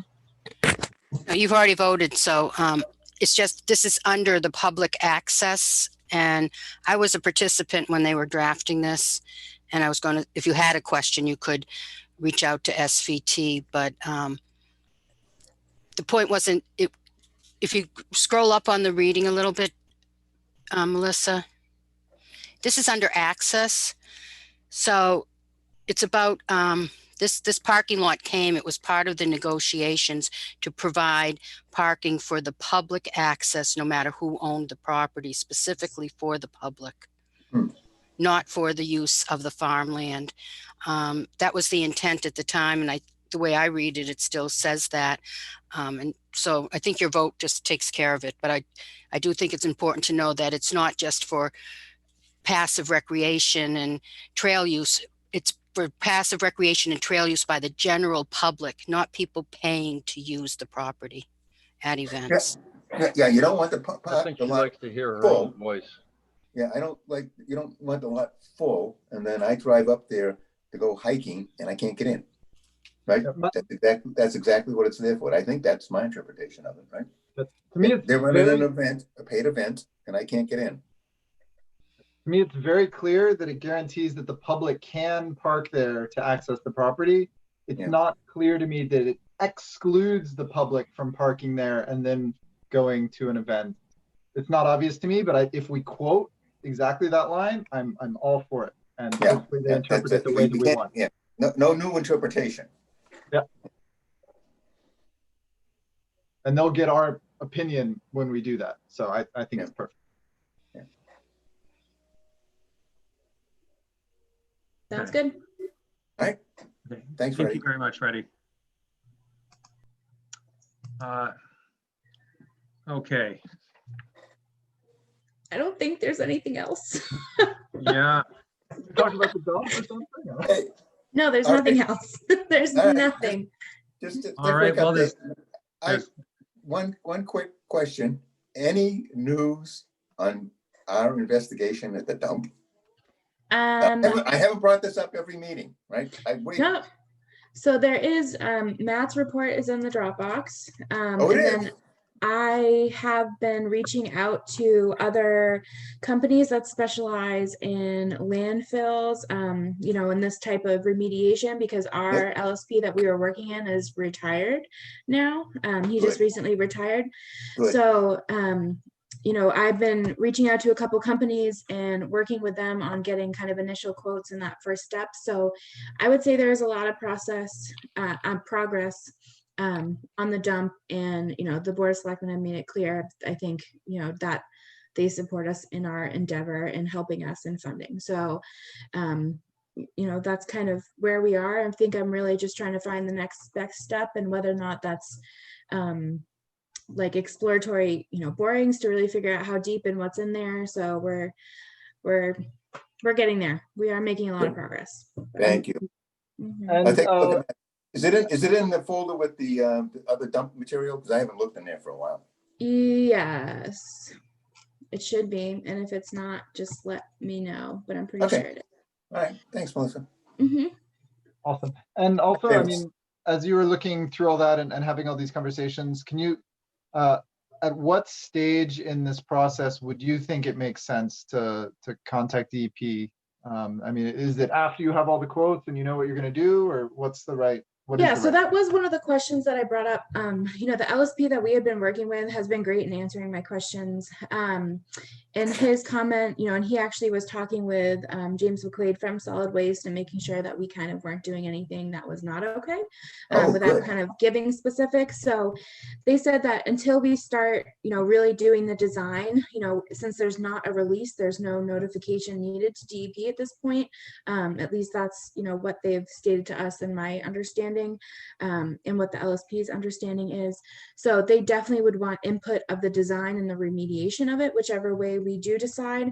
But there isn't any immediate need to contact them until we really start figuring out what we're going to do with this lump. So Wonderful. I hope that quells some concerns in the meantime. And then, yeah, I have been trying to kind of figure out where we're going. So I might meet a couple people out there just to say, here it is. What can you give us? So no, we're moving. Yeah. You can see it from space. You can't get to it right now, but you know. Yeah. I sent Melissa, I don't know, did you send that to the other folks? My Google Earth? I honestly don't remember. Yeah, I sent to Melissa. You can, if you go onto Google Earth, right, you can actually see it. I mean, you have to know what's there, right? But you can see the features of it. Yeah. So. Anyways, thank you. all right. Well, we have one last order of business. Does anyone want to? Oh my gosh, we didn't issue the orders though. Oh. Yeah. Okay. Do we can want do to it do those first? Oh, it's 11 o'clock. I'm so sorry, guys.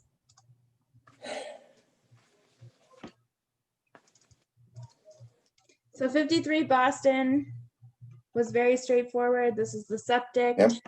These were the conditions. There wasn't anything. I did put in there Matt's suggestion that the wetland boundary is not being confirmed, and about the yard waste.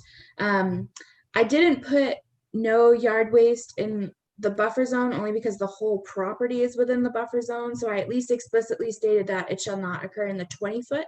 And that unfortunately is like a good part of their backyard. So I think as much as they can, they'll get it out. Questions, comments? A motion? So moved. Second. For a second? Roll on. All right, Watson, Yes. Smith, Yes. Pete. Yep. Kyer, Yes. Gregory, Yeah. Wittes. Yes. Okay. And then 6 Newton. this one was like almost nothing. I will add in there that their erosion controls will be straw wattles. So that will be the only change that I will put to this. Yep. Unless there's something else you have, obviously. Good memory. There are no questions. Someone want to make the motion? So moved. So moved. Okay. I'll second it. Okay. Okay. And then We gotta, Sudbury. we just Oh. gotta do the, Yeah. Watson, Yeah. Smith, yes. Pete, Yes. Dyer, Yes. Gregory, Yes. Wittes. Yes. Thank you. I can't do 6 things at once. All right, so this one was a little bit longer. So what it is, Which one is this? this is for the boat ramps, sorry. Oh. These are not for public use, and then the amount of disturbance that the water elevation is going to be lowered. The erosion controls, talking about the alternatives analysis.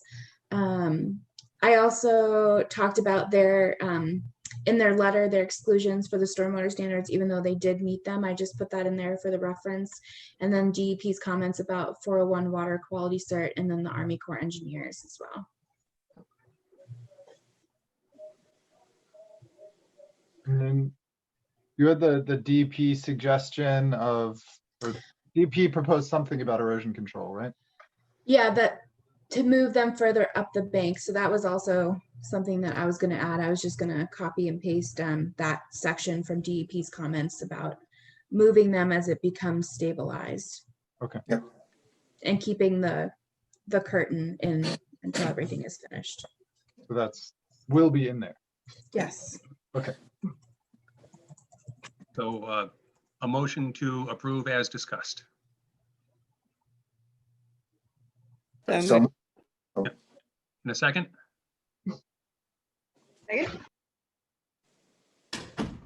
Second, anyone? Did somebody Second. second? You got the second. Thank you. All right, Watson. Yeah. Smith, Yes. Pete, Yes. Dyer, Yes. Gregory, Yes. Wittes. Yes. Okay, that was it. That's all of them? I hope so. Yeah. One, Sorry, one last motion.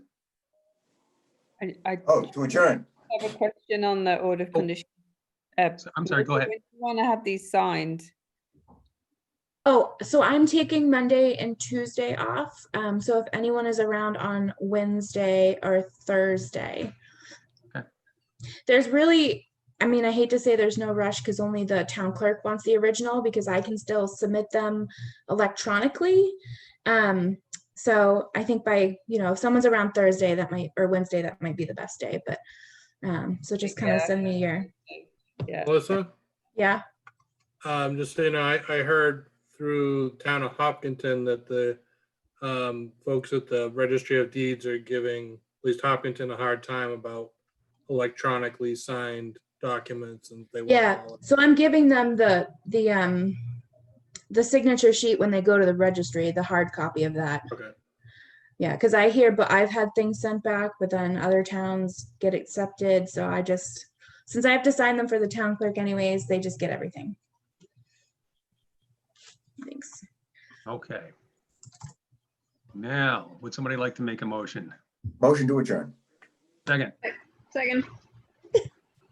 Watson, Yes. Smith, yes. Pete, Yes. Dyer, Yes. Gregory, Yes. Wittes. Yes. 10:55. You know, it would have been really good to have your minute taker for this meeting and the last meeting. I want to talk about it, okay? We're not talking about it yet.